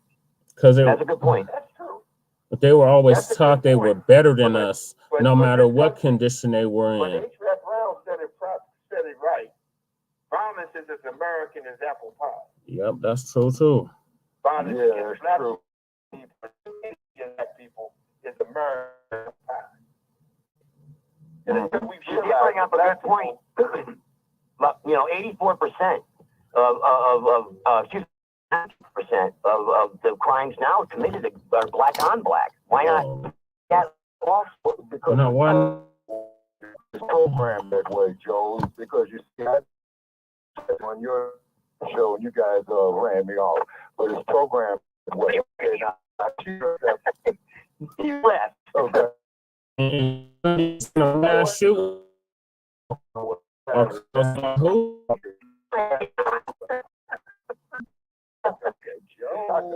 Joe, you skating on that. Okay, I don't. I came here before, Shabaka, and I didn't interrupt you. I never even interrupted you, Shabaka. Come on now. Is his name Joe? But you interrupted me right now, Joseph. Okay. Yes, I am. Please let me finish. Okay, as you were saying about black on black crime, as you were saying, okay, this is programmed as Dr. Frances Cress Welsing had stated in her writings. I'll tell you that, brother. Because what had happened is like when you go to the city of Chicago, okay, where my parents grew up in, they call them projects, right? So what happens is if you take, say, 1,000 severely confined area, then what you're going to do?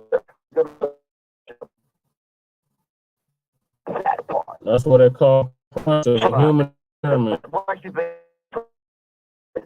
What we have to understand is the true player.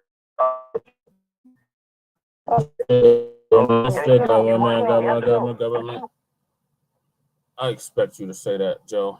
It's always the government. So, you know what the government is, Joe? Damn, I got disconnected. God damn it. I was going to say, you know, the government is the global system of racism, white supremacy. That's the great Nelly Fuller pusher.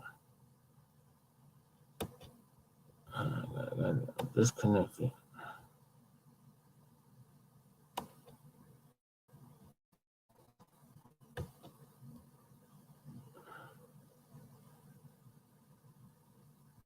Welcome to Blog Talk Radio.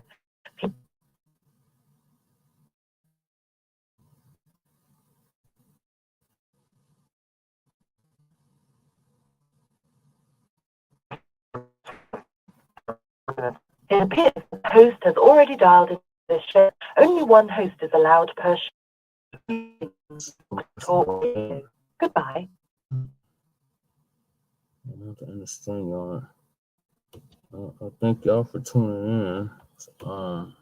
Let me see if I can away.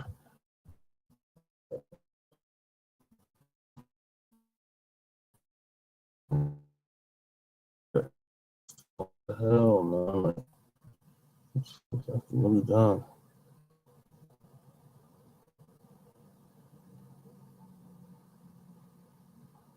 Welcome to Blog Talk Radio.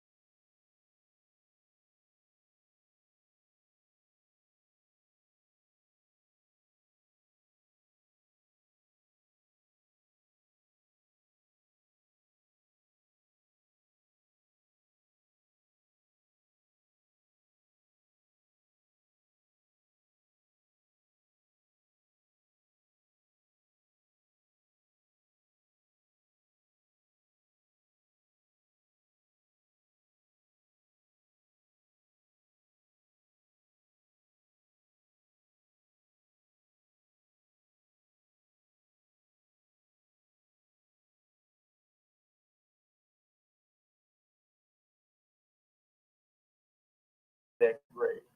You better start loving your brothers. Sorry, y'all. Why? Disconnected Because again. we all evolved from the same ancestral mother. United fight for what is right. Black folks had better be getting tight. Have a great day and thank you. Okay, and thank you so very, very much, Professor, man, and I really appreciate your input. Okay, Anytime we don't have too much hate. Yes. Come back, just let me know. Friday. Yes, sir, we'll do it, Professor, and thank you so very, very much. Okay, all right, so what we're going to do, we definitely appreciate, you know, the professor there, the black man who reads aloud, very, very heavy brother, very knowledgeable brother. Okay, Joe, we're going to try to get in. Okay, well, see, we have another caller right there at 907. Okay.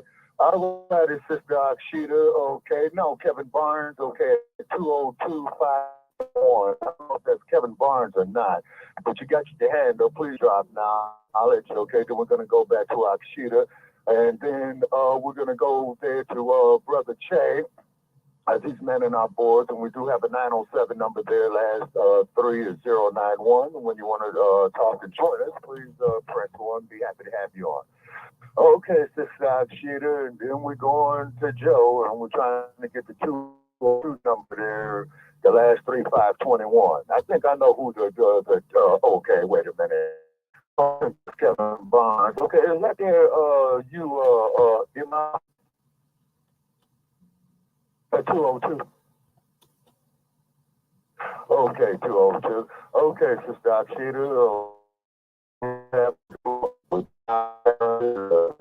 Matriarch. whoever 202 is don't want to be heard. They just want to listen. So let's listen. Okay, come on. It's always a pleasure to come on to the show and topics and it would be nice to see that one day you, Shabaka, and Joe really just have a nice on to speak, because I believe you both make great points because of your intellect, your experience, and all that you have witnessed in your own walks of life. And we've all come from our own corners of the world and our own corners of belief systems. But there has to come a time where we look beyond the color of our skin, and we also look beyond those historical issues that have caused a greater division in the people. America has always been a melting pot of people from around the globe. People have come from everywhere. Now, the government system that has been set up, to my understanding, was initially set up by the original people of the Americas. Now, the United States is separate from the origin of the government system, which is the government of we, the people. We, the people, govern our own selves within our own tribes and families. And we learn to get back to that governing system and stop looking outside of that governing system into a system that is only for itself, not for the people, we will see then that we can exist. You don't see flowers and trees and different types of animals fighting one another, because they have learned to coexist in a world that is open for all of our existence, because if not, we wouldn't exist. We wouldn't be here. So once we learn to see beyond, when we learn to see beyond our differences, we can see where we are the same. When we see where we are the same, we'll have no reason to fight. And we'll see the true enemy. And the true enemy is the American dollar and the United States government, which has been set up against the people. Now, I didn't read some, but I had come into some information. There was a video that was shared on, TikTok, one of the media platforms. And it was talking about the child support system. And there was a few women who sued the child support, sued the state because of child support, because they were asking, where is their money? Why is most of the majority of the money going? And it caused states to have a deal of what child support is. Child support in the benefit of the child. It was always and what child support is, they always ask others information, and what they do is the state gives money for welfare assistance, food stamps, and medical assistance, and all these things, which, number one, the government is supposed to take care of its people. You don't see people without health care. You don't see people without food and all these things, because they have a natural understanding of what the responsibility of the government is. But here, the United States, on the other hand, has created a system against the people. So the child support system is not to benefit the child, but to benefit the state. And what happens is when the father is not paying the child support, he's arrested and put into the prison system.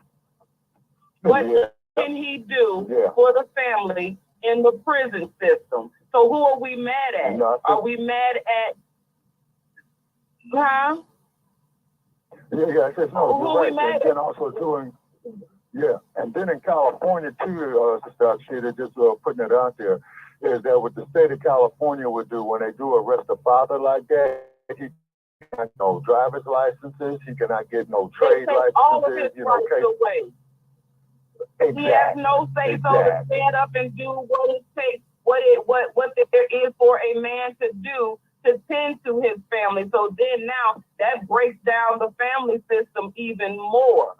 Now this is happening to Caucasian people. This is happening to Hispanic people. This is happening to Black African American people. This is happening to all people. If there is no separation when it comes to the government and how the government treats the people, no matter what you look like, if you have a woman that's working with the state against the man, then guess what? They don't care what you look like. Okay. Now, let me ask you this here, Sister Akshita. What do you feel and what do you know about a woman by the name of Gloria Steinem? I'm not aware. Okay, all righty. Joe Gibson, you know who Gloria Steinem is. You and I are in the same age group. Yes, I heard of her, yes. Okay, all right. From what I understand, and please correct me if I'm wrong, because keep in mind, people, I'm not the most brilliant person that it is. Okay, Gloria Steinem started the quote-unquote women's liberation movement. Okay, and then what she did was that she had targeted Black women to come up there with that bullshit, is because what had happened was is when she came with that, they started doing all the things that Sister Akshita was talking about. You see what I mean? If anybody ever saw the motion picture called Claudine with James Earl Jones, one of my favorite actors, and Diane Carroll, who I have very low regard for. Yeah, okay, and what happened? Yeah, you see, so therefore, so as Sister Akshita is saying, is this is a systemic procedure by the government to destroy families, but the Black family in particular. This is why, as Brother Che had pointed out in his research, very knowledgeable man, that's why he's the co-executive producer, okay, was the buck-breaking method of the plantation system, as the professor was talking about, Joe Gibson. Okay, now, Joe, let's say that you owned me and my family down there in North Carolina, which was a slave state, okay? Do you know, Joe Gibson, that you can go take illicit liberties with my woman and I would be castrated if I went up there and broke it and so for raping my wife? Don't you know, Joe Gibson, that you had the right to take my daughter underage and to violate her, just like what the professor was saying right there? Hey, Shabaka, don't you know that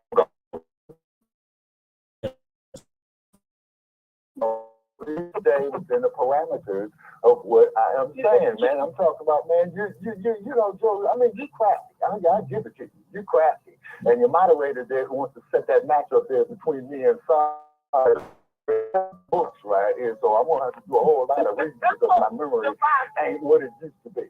Yeah. See, senility is starting to set in. You know what I'm saying? Yes, ma'am. Let me say this. I was violated as a child. And you want to know who violated me? You want to know who violated me? He was someone that I trusted in the family. Oh my God. And he looked like me. Well, and I say that to say this. I say that to say this. Most people who, because you were talking from the what you were saying as far as violating or taking your wife or your child and being a Caucasian person that would be able to do those things because of the Black Christian codes that were written and also the Willie Lynch letter that was written during those times, which gave authority and rights only if you was in that mindset and in that situation. It wasn't for every the whole country wasn't operating in that way. Only in those that in that mindset. But here's the point I'm trying to make here is most of those things are happening within the family. It's not happening because there is a Caucasian or and it's a Black or African American, and because you're Caucasian, you have the right to violate women and children. They doing it in the family. Sister Akshita. Okay, you know what are you with that there? Are you aware of the breeding farms and the sex farms? Sister Akshita, have you heard about the sex farms and the breeding farms and how and where the term motherfucker comes from? Yes, and I do understand that, but see, guess what? When you are trying to take what is not yours and change who you're not to who they are, you and I was having a conversation the other day. The Black women were against breastfeeding their children, but they were made to breastfeed the children of their slave owners because from the bloodstream of that Black woman was the DNA of that generation and was being given outside of the actual generation, and then they created an artificial supplement for the children that were born of these women. None of those things are right, and it should not have ever been done. But that doesn't mean that those are not the things that are happening today. What we have to do is correct those things. We're still asking questions as to how that was able to happen. It was able to happen because the people were conquered. And the conquering of people didn't just start in the south of North America. It had begun way back during the times of the Catholicism and Protestants and the Muslim and Judaism and all these different religions. The people have invaded the world. And what no, it did have something to do with what you look like, because we are definitely under a global system of racism, white supremacy. It is a global system. That is the only government that operates. We were talking about the government earlier. There can only be supreme if you're inferior. We were talking about the government earlier, right? Are you aware that government means mind control? So these people, it's an ideology. It is a religion. White supremacy is a religion, and it has permeated every section of this planet from the time that we're speaking of until now. Because your skin is pale, or your skin is pale, that you have that ideology. No, it doesn't. But you could be suspected of having that ideology. Like you and I, they can have that ideology too. Yeah, they can have that ideology too. It's still an ideology though at the end of the day. And like I said, it's permeated the whole planet. So what we need to be actively doing is hold on. I haven't said nothing this whole show. Can I please speak? Like, I'm literally the co-host and the co-executive producer of the show. I have not said really much of anything this whole show because I keep getting disconnected. So we need to be actively working. We need to be actively working. Okay, well, we're about to go on to overtime, Shabaka. I just want to get this out, and then y'all can go back to having a discussion y'all was having. We need to actively be working to replace this global system of racism, white supremacy. It's a whole global system. It's not just America. It's not just the Americas. It's the whole planet. all 6, 7 continents. It's there, it exists. So we need to be actively working to replace that system. The system. When I'm talking about justice, I'm not talking about, oh, everybody needs to be treated equally, everybody needs to be treated fairly. No, I'm to help and is judged by color. I just no.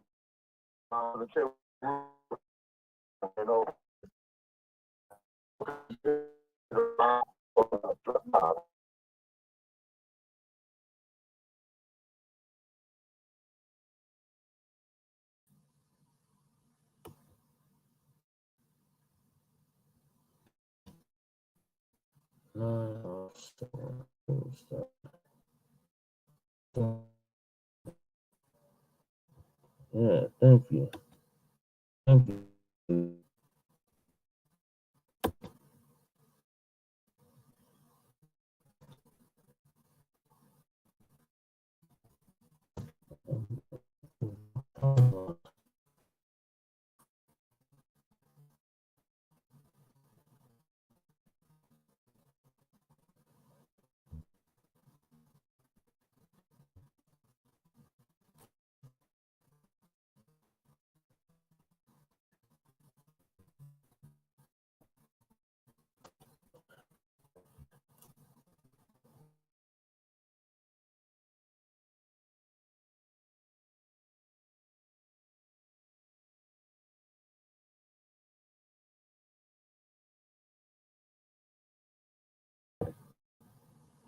I get disconnected in overtime, man. Let's go and end the show.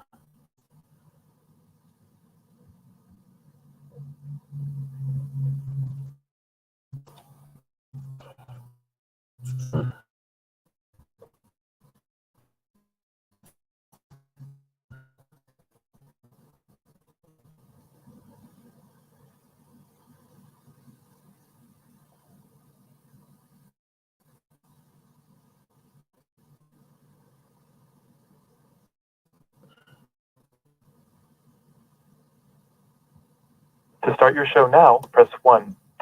Since it appears you're calling back into a live show, we are reconnecting you now. Real, Palestine, Iraq, Iran, Afghanistan, not in Somalia and Africa, Sudan, but right here on the soil, and people are doing the drive back on the beach. And it's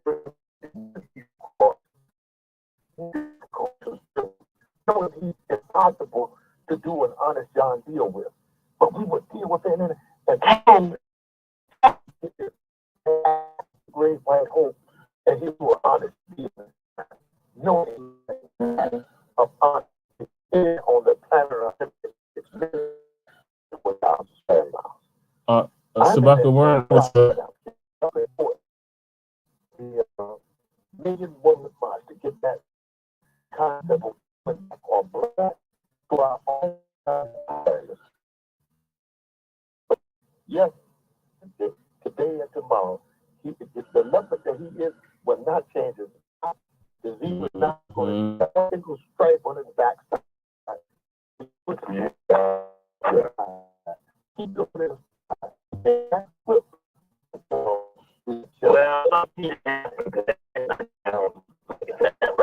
So it's already happening. It's already young people at minus birth rate anyway. It's only a matter of time before we are rid of y'all.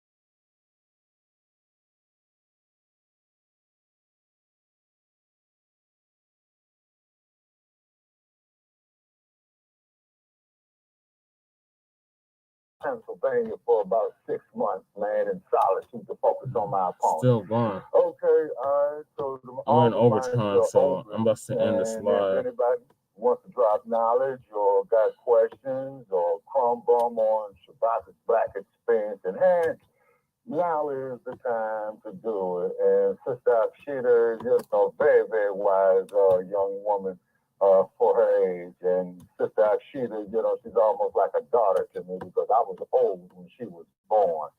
Okay, all right. So the mic is open. Okay, come on, you know, with the knowledge. Come on.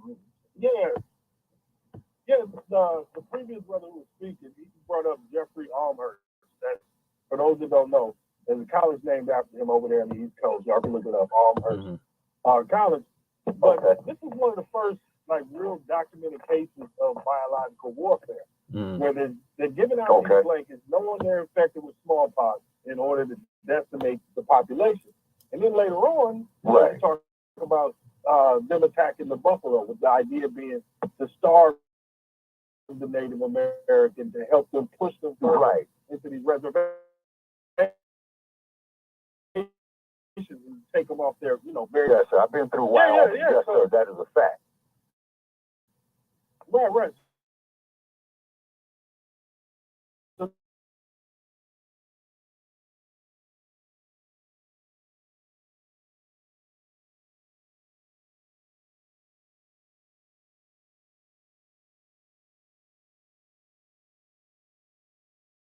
Scorsese, Killers of the Flower Moon. It's about the Osage native tribe down there. Pushed people to this reservation where they thought it was barren land and wasn't nothing there. And next thing you know, them folks found out there was oil under that land. So all of these people, you know, this tribe got a lot of wealth. Man, these people came down there and started robbing them, attacking them, and marrying the women and then killing them in order to get their oil rights. And to this day, y'all hear about the Koch brothers, some of those, you know, oil companies. Those are the descendants of those people who went down there and stole all that oil from that native people, the Osage. So check that movie out. Y'all get a chance. The Osage. I used to know somebody from that tribe. What was your name, sir? Oh, this is Nas, man. The gentleman. What up, Shay? Oh, Nas, what's going on? Oh, Brother Nas, it's been a minute. Brother Nas, how you been? Okay. So, Brother Nas, did you complete your PhD, sir? Because I remember you said you had to go back to your studies, man. No, I believe 10 piece lemon pepper and a pint of Remy. I believe that's where I got stuck chasing that PhD. So no PhD. All right, sometimes you gotta laugh to keep them crying. That's right. And do let me say here, ladies and gentlemen, you know, I'm not the most brilliant person that there is, but over years of doing this Shabaka'S Blacc experience at hands, I came across individuals, celebrities, haters, and well-wishers, and what have you, and all the things that I do ask, ladies and gentlemen. And me and brother, we got this understanding, okay? That's why he's the co-producer. Is if we're gonna disagree, let's disagree agreeably. You see what I'm saying? And yes, and all power to the Black Panther Party. You know what I'm saying? You know, made all facts. You know, countless other brothers down in Los Angeles with and then keep in mind, ladies and gentlemen, that Shabaka'S Blacc Experience Enhanced was inspired by the 5th anniversary of the Black Panther. One of the only man, Dr. He rested Black Experience. So over the years, you know, I've been called everything, red, all it, but one thing about it, the general told me at the Infirmary Park in Oakland, had on a leather. Put a plug in any minute. Are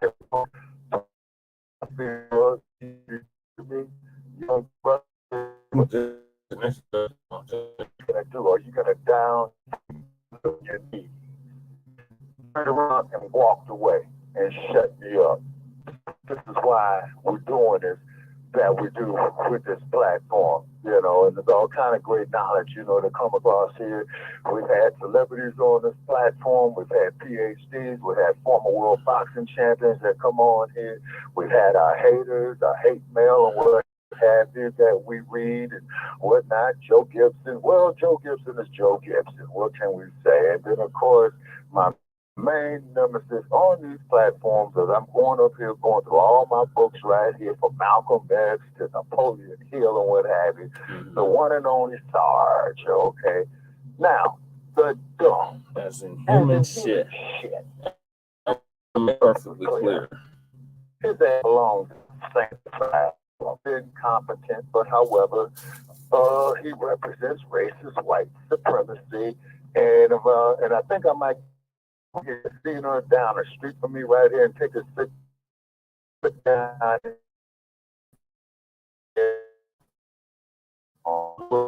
I don't want the son of a bitch. But the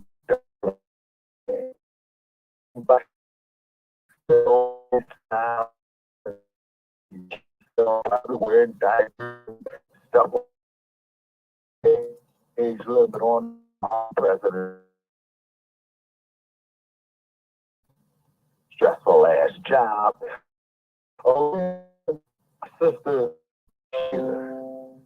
the sister is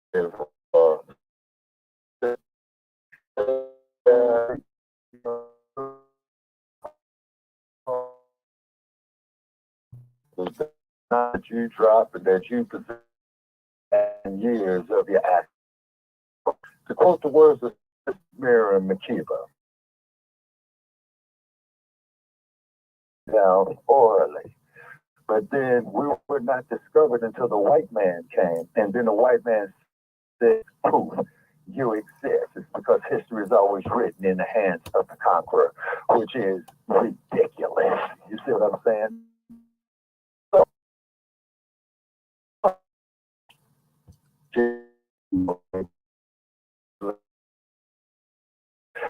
Chip up in his brain, up his ass, or whatever. He is diabolical. No, he's not African. I yield. Okay, Brother Che, please take over, man, because I'm exhausted. All right, so we're going to move to closing. So go ahead, Joe. What issue do you want me to address first? The fairy tale or the fact that United Snakes of America? Yep, with a triple K, Joe. Well, Joe, like I said, you know your country better than I do, because like I said, with my old ass here, 60 plus years, I could still be bought and taken across, you know, state lines, even if, you know, when the slave day came to Black would be home as property. And I wish your boy would understand that, but however, I feel sorry for such ignorant ass people, who is very articulate, I might add, by the way. You know what I'm saying? I feel sorry for him. I don't hate that man. I just feel sorry for him. He can hate me all he wants. Oh, you know, I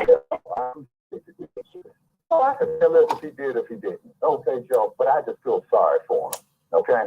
You know, that does not mean I don't respect that black man. Yes, okay. All right. I don't hate either. I'm here listening. Okay, Brother Che, take us out. And Sheikah Mom, you know, if you have any closing comments, sir, you're more than welcome. Sister Sheeta, of course, Brother Naz, you know what I'm saying? All right, come on. Yeah.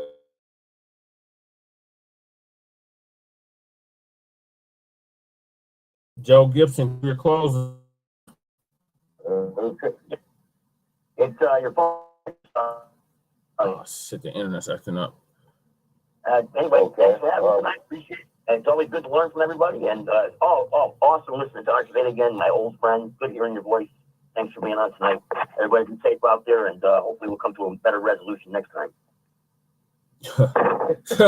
You can cut the check next time. Right, that's what Joe. You can. That's what you can do. But thank you, Joe, for coming on. All right. All right. Go ahead, Brother Nas. Yeah. Shout out to y'all for hosting the show as usual. giving people information that they don't have, and just giving them breadcrumbs, man, so where they can educate themselves. Because that's how it always starts. One person gives you one piece of information, you take that, and then that leads to other stuff that you learn. But yeah, man, all I'll say is, as Shabaka'S got into old Biden, you see what's going on in Israel. You see this dude basically being a stand-in for genocide. Mm-hmm. He's giving those weapons, giving them money to continue to allow it, and it's going to cost them the election. Because those young folks that they depended on to push them over the line, they're not going to show up this time. That's right. Yeah. That's right, brother Nas. And good luck on that bet, Shabaka. That sounds like a good bet to put down. Might as well make some money off the dragon. Yes, sir. Okay. All right. Okay. All right. Sister Ashita. Appreciate you, brother. It's always a pleasure to have you, sir. Yes, sir. It's always a pleasure to have you. All right. Good talking to you again, brother Nas. Yes, sir. Thank you for coming in.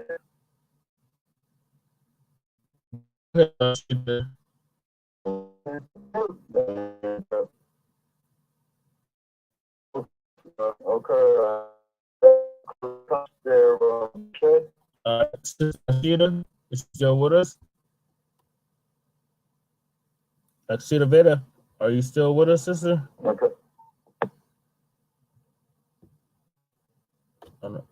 I don't know if she dropped. Somebody dropped. Somebody dropped off. Yes, I'm here. My phone be on delay. Oh, okay. I am here. Did you?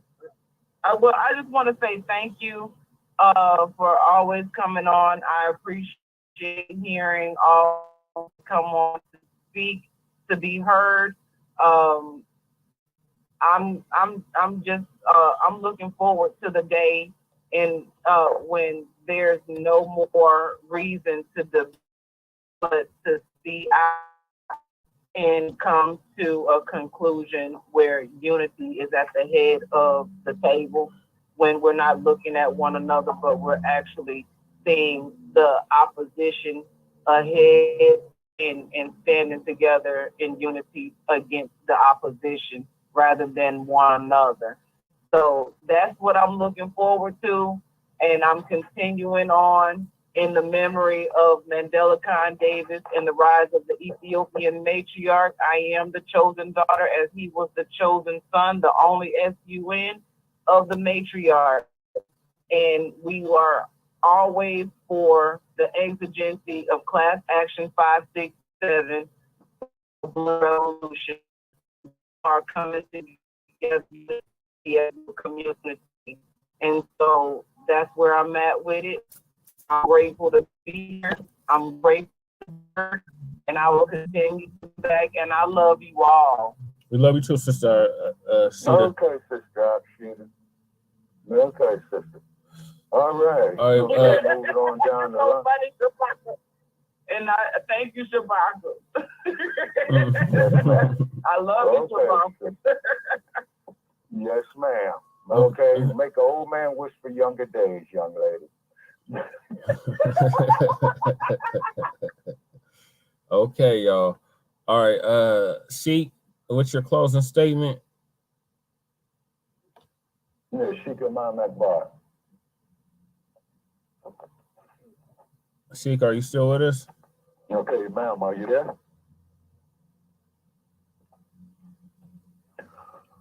He might have dropped. Okay. I don't know. All right. It's all close. So, okay. All right, okay. Or do you want to give your closing and I'll just close this out? So they're probably up here, man. Okay, yeah, on my closing here tonight, great show tonight. Definitely check out Black Power Radio, you know, with Black Lightning and Sheik Imam Akbar and Dr. Critical Truth today. I was hoping that Dr. Bay could have got in this season to show knowledge or wisdom and what have you, and definitely a shout out to our brother Marsh, you know, who I'm talking about. Yes. And Biden, man, you got a whole lot of work to do because you pulled the twist on us with that tax law. You said, getting those taxes make more than $600 a year. It's my ass. You know what I'm saying? Shit. You know what I mean? You know, I tell somebody gonna survive off of $600 a year. $30 a month. The thing I know is question. Okay, all righty. So if anybody else does not have any closing comments, I do, Shabaka. Shabaka. I was gonna close out. Yeah. So milestones, brother Chet. Okay. And this milestone is where it's 5 minutes and 42 seconds. All right, got you. All right, so yeah, the Congressional Blacc Caucus. That I made. Okay. All right, let me close this out. Yeah, the Congressional Blacc Caucus. Yeah, that's what we were. You know, and hopefully all of them get voted out because they serving everybody. Yeah. Right. Kiss my ass. Right. That's exactly what I was gonna say, Shabaka. Congressional Blacc Caucus. They do nothing to us. They don't do nothing to help us. Basically, immigrant caucus. Majority of them from America. We work from America. Yeah, Shabaka vote in 2024. For people, so it's like waste of time to continue to vote blue no matter who, and keep these fools in office that don't want to give up no proximity to power, because they don't have no power, but they have proximity to power, like Jimbo Jangles Clyburn and Tim Scott. For self-blast,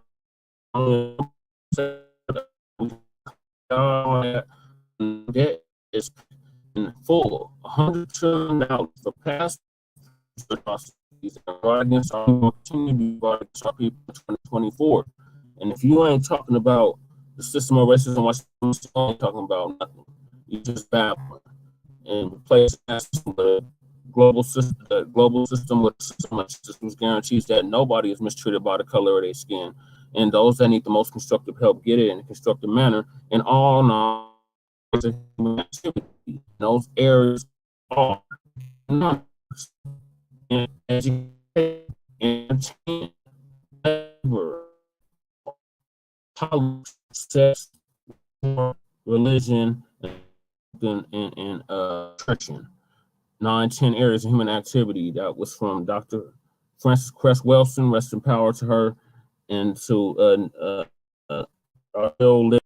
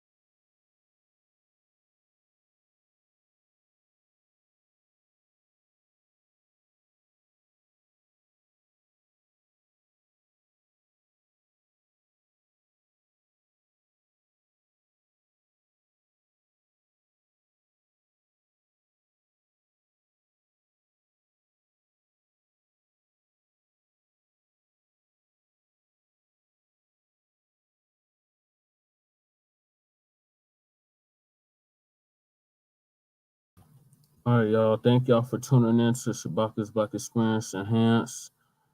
I'm the co-host and host, Shane Crewman, co-executive producer of Shabaka'S Blacc Experience Enhanced.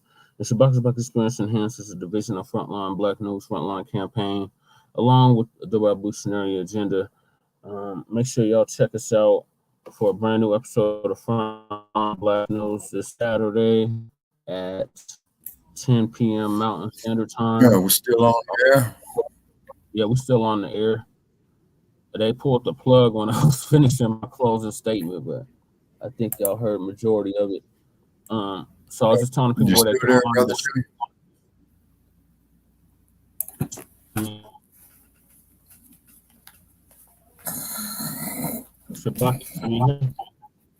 Yeah, hold on.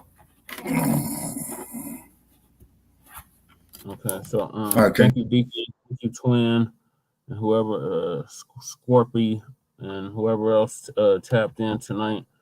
for this Shabaka'S Blacc Experience Enhanced.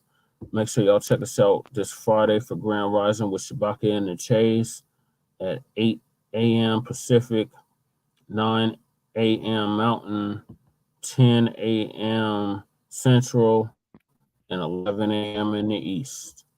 So if Shabaka don't have nothing else, peace, love, light, reparations, and separations, and Black empowerment, the Congressional Black Caucus is useless.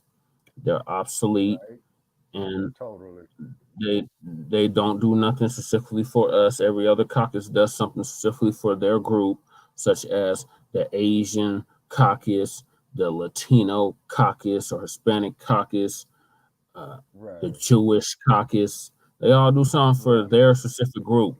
But the Black Congressional Black Caucus is a bunch of congressional Black talkers. They don't do nothing to motivate nothing. They don't have the voice of the people in order to youth. So it's tangibles 2024 all the way up to 2100. Continue to demand something tangible for your vote. We are going to bring both parties to their knees.